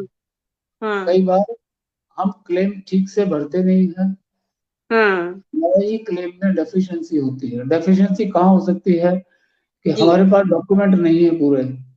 मान लीजिए हमने एक टेस्ट रिपोर्ट का पैसा चार्ज कर रहे हैं उनसे, अल्ट्रासाउंड कराया, इसका हमने 2000 रुपया पे किया। अब 2000 रुपए पे करने के लिए आपको दो चीजें कंपनी को प्रोवाइड करनी पड़ेगी। एक तो डॉक्टर का कंसल्टेशन होना चाहिए कि आप अल्ट्रासाउंड करा के लाइए, तो वो कंसल्टेशन मिलेगा। मैं एक एग्जांपल से केसेस समझा रहा हूँ। आपके अल्ट्रासाउंड का खर्च लेने के लिए पहले डॉक्टर आपको कंसल्टेशन पे लिखेगा कि आप अल्ट्रासाउंड करा के लाइए। उसके बाद आप हॉस्पिटल जाएंगे, वहां अल्ट्रासाउंड पे 2000 रुपया पे करेंगे, उसकी रिसीट होनी चाहिए। जब अल्ट्रासाउंड हो जाएगा तो उसकी रिपोर्ट भी आएगी, डॉक्टर रिपोर्ट भी देगा। जब आप ये तीनों चीजें अल्ट्रासाउंड की वहां पे लगाएंगे क्लेम में, तभी वो अल्ट्रासाउंड का 2000 रुपया आपको मिलेगा। रिपोर्ट प्लस कंसल्टेशन, ये पैसा तभी मिलेगा। अब आपने डॉक्टर का पर्चा नहीं लगाया, रिपोर्ट नहीं लगाई, सिर्फ आपने अल्ट्रासाउंड का जो पे किया था 2000 3000 उसकी रिसीट आपने लगा दी। आपने तो अपने हिसाब से ठीक कर दिया, लेकिन इंश्योरेंस कंपनी के पास क्या गारंटी है कि आपने डॉक्टर की कंसल्टेशन से ही लगाया है। ठीक है ना, हमको कंपनी के एंगल से भी सोचना। तो हमारे डॉक्यूमेंट कई बार इनसफिशिएंट होते हैं या गलत होते हैं, उस इसको मैं बोलूंगा रिजेक्टिंग ए रॉन्ग क्लेम। जी। पहले केस में मैंने कहा था डिनाइंग ए राइटफुल क्लेम, उसमें हम ठीक थे, कंपनी गलत काम कर रही थी। सेकंड केस में जब कंपनी हमारे क्लेम को रिजेक्ट कर रही है, उस केस में डेफिशिएंसी हमारे एंड पे है, हमारे डॉक्यूमेंट्स कोई कंप्लीट नहीं है, या हमने कोई मान लीजिए 3 महीने का पोस्ट हॉस्पिटल का खर्चा हमको मिलता है और हमने एक एक्सपेंस 3.5 महीने के बाद का डाला हुआ है, 95 डेज का डाला हुआ है बाद में हॉस्पिटल से लौटने के बाद, वो भी नहीं मिलेगा। तो हमारे क्लेम में अगर कोई चीज डेफिशिएंसी है, उस क्लेम में वो पोर्शन आपका डिडक्ट कर दिया जाएगा या रिजेक्ट हो जाएगा।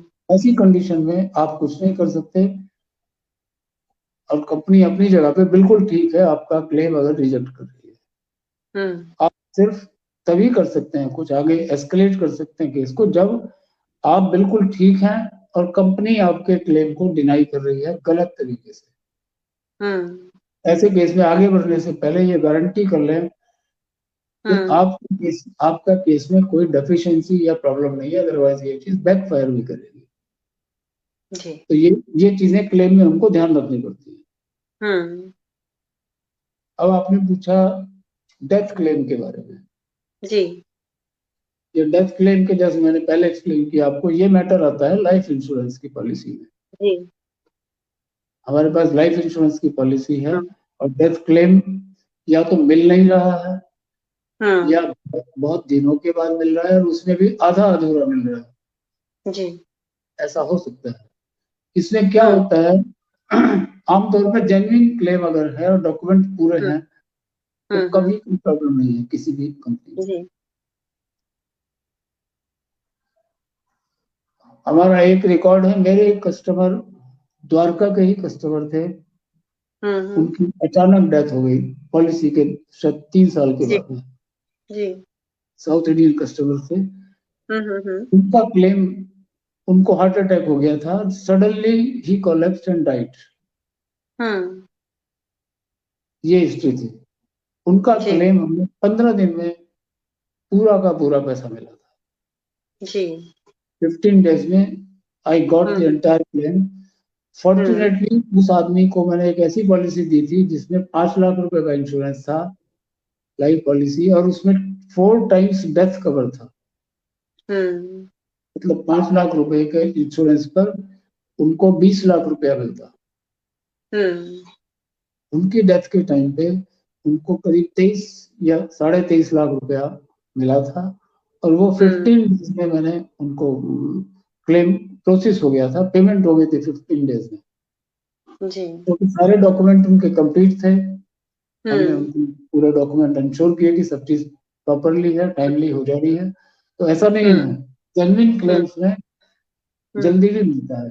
डिले कहाँ होता है कि या तो हमारे डॉक्यूमेंट्स पूरे नहीं है, मान लीजिए डेथ सर्टिफिकेट नहीं है, तो कंपनी को अगर ये डाउट होता है कि ये क्लेम करेक्ट नहीं है तो फिर उसके इन्वेस्टिगेशन में हो जाती है। इन्वेस्टिगेशन जी। और स्पेशली अगर पॉलिसी लेने के 2 साल के अंदर अगर डेथ हो रही है, आमतौर पर उस केस की इन्वेस्टिगेशन होती है। जी। आमतौर पर तो उसमें टाइम भी लगता है, कभी कभी पूरे डॉक्यूमेंट नहीं होने से क्लेम में प्रॉब्लम भी आ सकती है। तो ये केस टू केस डिपेंड करेगा एग्जैक्ट सिचुएशन क्या है, क्लेम में डिले किस वजह से हो रही है। तो ये स्ट्रेट अवे ये मान लेना और इस डिसीजन पे पहुंच जाना कि कंपनी गलत कर रही है, हमारा क्लेम नहीं दे रही है, वो बहुत उचित नहीं हुआ इस केस में। जेन्युइन क्लेम हमेशा टाइमली और पूरा मिल जाता है, आमतौर पर ऐसा कभी नहीं होता।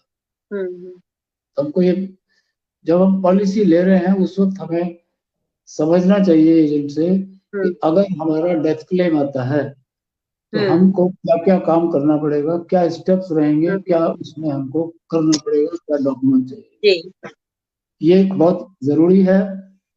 और मैं इस बात का ध्यान रखता हूँ कि लाइफ की पॉलिसी बेचते वक्त ये बात कस्टमर को उनकी फैमिली के साथ बिठा के अगर पॉसिबल है ये बात जरूर समझाई जाए जी। अगर क्लेम आता है तो उनको क्या करना होगा जी। इसमें सबसे पहला एक्शन उनका होता है कि मेरे फोन नंबर पे फोन लगाओ। सबसे पहला एक्शन, हेल्थ की प्रॉब्लम हो या लाइफ की प्रॉब्लम हो, मेरा पहला रिकमेंडेशन है कि मेरे फोन नंबर को कई जगह पे आप रखिए, पॉलिसी में रखिए, एक फाइल बनाइए, उस फाइल के पहले मेन पेज में मेरा नंबर रखिए, मेरा कार्ड वहां पे लगाइए, कभी भी जरूरत है तो मुझे कभी भी कॉल करिए जी। उनका पहला स्टेप, जब तक मैं अवेलेबल हूँ इस दुनिया में, तब तक उनका पहला स्टेप होगा वो मुझे कॉल करें जी। उसके बाद हम लोग मिलके उस केस को हैंडल करेंगे। बिल्कुल, यही प्रक्रिया यही होनी चाहिए। ये एक सिस्टम होना चाहिए कि एजेंट की ड्यूटी है कि वो उनको बैठ के एक्सप्लेन करे कि अगर क्लेम आता है तो फैमिली को क्या करना है जी। ये बहुत इम्पोर्टेंट है जी। बहुत काम की बातें बताई आपने।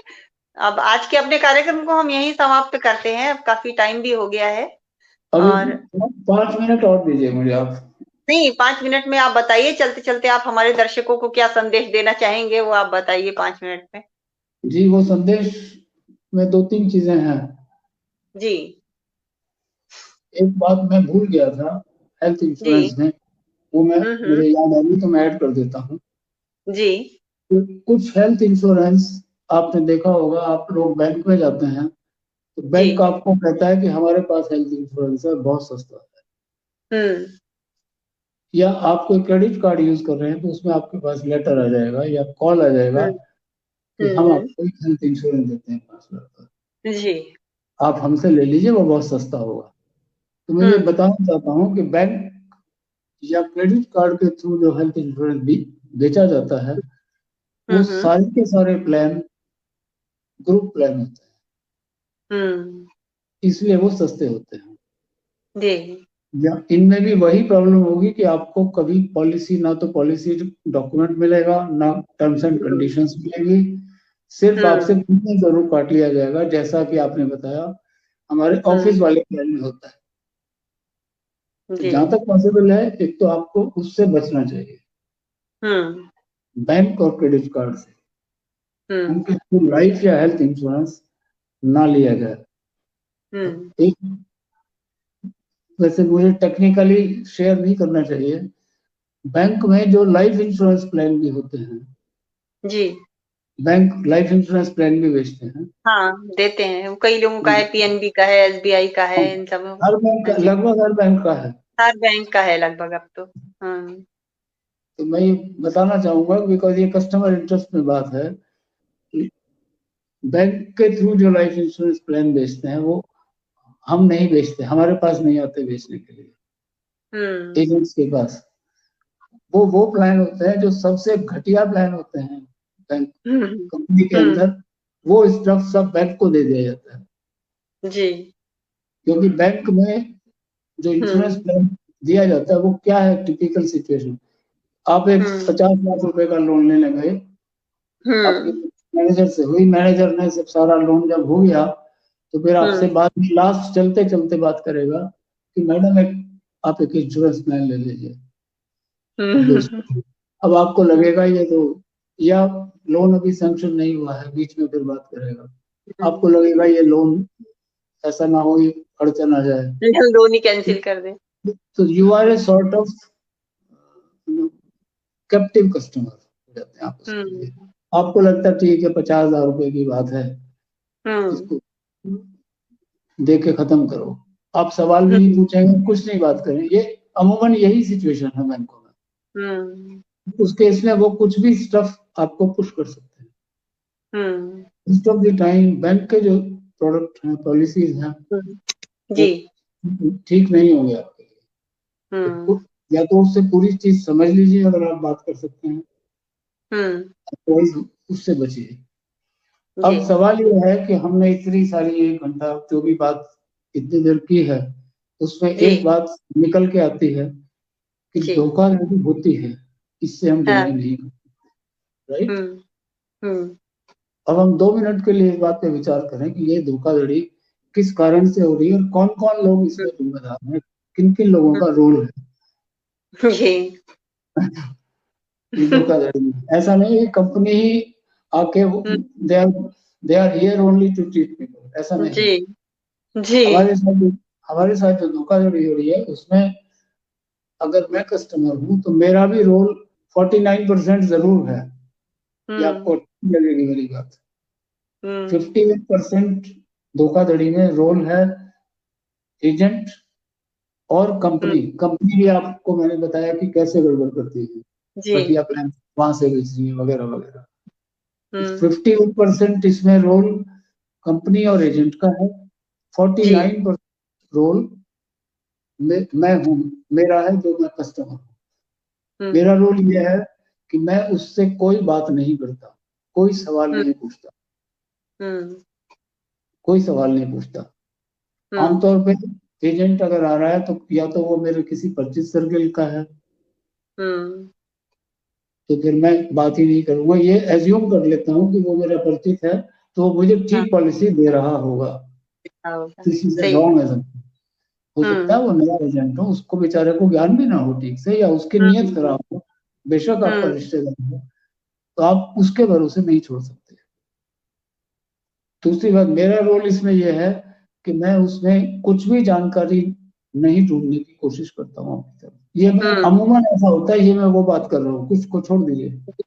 जो विजिलेंट कस्टमर 90% कस्टमर बात नहीं करते हैं, क्वेश्चन नहीं करते हैं उससे। अब उनका प्ली क्या है कस्टमर का कि सर हम उससे क्या सवाल कर रहे हैं, हमको तो इंश्योरेंस का एबीसीडी भी नहीं मालूम है। यहीं पे मेरा ऑब्जेक्शन है। जी आप मुझे बताएं, जो भी आप सुन रहे हैं या आपके दूसरे श्रोता हमारे सुन रहे हैं, कि उनका बच्चा अगर कोई 3 साल का है, हर एक के घर में 3 साल का बच्चा पहले रहा होगा, या वो 3 साल के रहे होंगे, या सन ग्रैंडसन चिल्ड्रन होगा। मैं सबसे ये जवाब लेना चाहता हूँ, ये 3 साल का बच्चा कितने सब्जेक्ट्स में पीएचडी करके आया है और वो सबसे ज्यादा सवाल करता है, सबसे ज्यादा सवाल वो बच्चा करता है जो किसी भी सब्जेक्ट का कोई ज्ञान नहीं है उसको। इस बात से साफ निकल के आती है बात कि सवाल करने के लिए हमको सब्जेक्ट नॉलेज नहीं चाहिए, नहीं चाहिए, नहीं चाहिए। ये क्लियर हो गया ना। तो अब हम करें क्या? बच्चा जिस टूल को यूज करता है नॉलेज गेन करने के लिए बिना स्कूल में जाए, होता यह है कि हम उस टूल को इस्तेमाल करना बंद कर देते हैं एक अमुक एज के बाद। वो टूल कौन सा है? आप उस टूल को यूज कीजिए तो आपको ज्ञान अपने आप आने लगेगा, अपने आप समझ में आने लगेगी चीजें। मुझे खुद के बारे में नहीं कहना चाहिए, मैं आप मुझे किसी भी सब्जेक्ट के आदमी के पास छोड़िए, और अगर वो आदमी ओपन है मेरी बात सुनने के लिए, तो मैं आधा घंटे के बाद उसके विषय के बारे में बहुत सारी चीज जान लूंगा। मैं उस टूल को यूज करता हूँ जो बच्चा यूज करता है। वो टूल है, 3 टूल हैं, 3 टूल आप यूज कीजिए। एक टूल है व्हाट, एक है हाउ, तीसरा है व्हाई। क्या, कैसे और क्यों। कोई भी आदमी जो कुछ आपको एक्सप्लेन कर रहा है इंश्योरेंस वाला, उसमें से हर चीज पे आप सवाल कर दीजिए। ये क्या है, ये क्यों है, ये कैसे हो रहा है। आप लोग सब लोग आप इसका अनुभव कीजिएगा अपने लाइफ में। अगर आप इस टूल को जिंदगी भर यूज करते रहेंगे तो आपको कभी भी ये नहीं लगेगा कि मैं इस सब्जेक्ट को नहीं जान रहा हूँ या इससे मैं क्या सवाल करूँ। जो कुछ भी वो बोल रहा है उस पर एक सवाल जरूर कीजिए, कभी कोई प्रॉब्लम नहीं होगी। आपको कोई धोखा आसानी से नहीं दे पाएगा, ये मेरी गारंटी है। तो मैं इंश्योरेंस में ये काम करता हूँ कि लोगों को सेल्समैन से क्वेश्चन करने के लिए इंस्पायर करता हूँ कि आप सवाल कीजिए। सवाल कैसे करना है वो मैं 3 हथियार उनको दे रहा हूँ, इनको यूज कीजिए। आपके साथ धोखाधड़ी बहुत कम हो जाएगी, ये मेरी गारंटी है। फिर भी अगर कहीं हो जाती है, कोई प्रॉब्लम आती है, तो मेरा फोन नंबर आपके पास है, उसको आप यूज कीजिए। बहुत सुंदर, बहुत जानकारी दी आपने, बहुत सारी बातों के बारे अपनी में बात बताया। खत्म करना चाहता हूँ। बहुत बहुत जी शुक्रिया। जी, मुझे उम्मीद है हमारे दर्शकों को आपकी इस जानकारी से बहुत लाभ हुआ होगा, और अगर किसी की कोई क्वेरी होगी तो वो अपना, बहुत से लोगों ने, एक दो ने मैंने पढ़ा भी था, और भी होंगे, तो मुझे पूरे पूरे कमेंट नहीं दिखाई दे रहे हैं। तो जो भी दर्शक हमारे साथ जुड़े रहे, उन सभी का मैं बहुत बहुत आभार प्रकट करती हूँ। और जगनारायण मिश्रा जी, सुधीर शर्मा जी, अंशु गौर जी, प्रकाश चंद पाराशर जी, लक्ष्मी शर्मा जी, एसएन पांडे जी, आप सभी का बहुत बहुत अभिवादन है। आप सभी निरंतर अपने कमेंट द्वारा हमारा उत्साह बढ़ाते रहे। और अशोक जी, आपका भी बहुत बहुत आभार। मुझे भी आप आपके आए, प्रति आपने आभार इतनी बड़ी प्रकट जानकारी करना। दी। मैंने और कोशिश की है कि सबको कुछ ना कुछ नहीं, टॉक के बहुत सी माध्यम बातें कुछ ना आपने, कुछ बहुत सारी ज्ञान बातें जरूर बताई हैं देगा। जो कि नहीं पता थी लोगों को, और नहीं भी पता हो सकती है। कुछ बातें तो मुझे भी नहीं पता थी जो आपने बताई, जैसे ग्रुप इंश्योरेंस की बात जब आपने की, तो मेरा भी वही हाल था। तो बहुत बहुत आभार आपका कि आप आए और आपने इतनी जानकारियां दी। तो इस मेरा कार्यक्रम भी को अब हम भगवान यहीं की समाप्त बात है। करते हैं। फिर किसी दिन आपको और बुलाऊंगी कि आप इस बारे में और जानकारी दीजिए हमारे दर्शकों को। अगर किसी की क्वेरी होगी या कुछ बात होगी तो मैं एक दिन आपका और प्रोग्राम कराऊंगी। Most welcome, most welcome. मैं जी हमेशा तैयार हूँ इस जी चीज के जी, लिए। तो आज इस कार्यक्रम को हम यहीं समाप्त करते हैं। और अगले महीने के दूसरे सोमवार को आपसे फिर मुलाकात होगी किसी नए विषय को लेकर, नई शख्सियत के साथ। तो तब तक के लिए आप हमें आज्ञा दीजिए। नमस्कार। नमस्कार। जय हिंद। नमस्कार। आप सबको जय मेरे जय हिंद। बहुत पेशेंटली जय सुनने भारत। के लिए, जी सबने बहुत पेशेंटली मेरी बात सुनी, इसके लिए बहुत जी बहुत शुक्रिया। मुझे बहुत अच्छा लगा। मैं अपनी बात, जी। अपने मन की बात आप तक पहुंचा पाया। मैं आपको देख तो नहीं रहा हूँ किसी को, तो ये मन हम्म की बात ही है। कोई हम्म। भी डाउट है, कोई शक है, जी कोई प्रॉब्लम है, तो आप सब लोग मुझे ईमेल और व्हाट्सएप के जरिए बात कर सकते हैं। जी डॉक्टर सरोजनी, आप मेरा ईमेल और उस पर डाल दीजिएगा एक बार। जी, बिल्कुल डाल दूंगी। मैं जब इसे एडिट करूंगी तो इसमें आपका ईमेल भी डाल दूंगी, आपका फोन नंबर भी डाल दूंगी। ठीक है। राइट। नमस्कार। Thank you. Vande Mataram, Vande Mataram. Good night. Good night.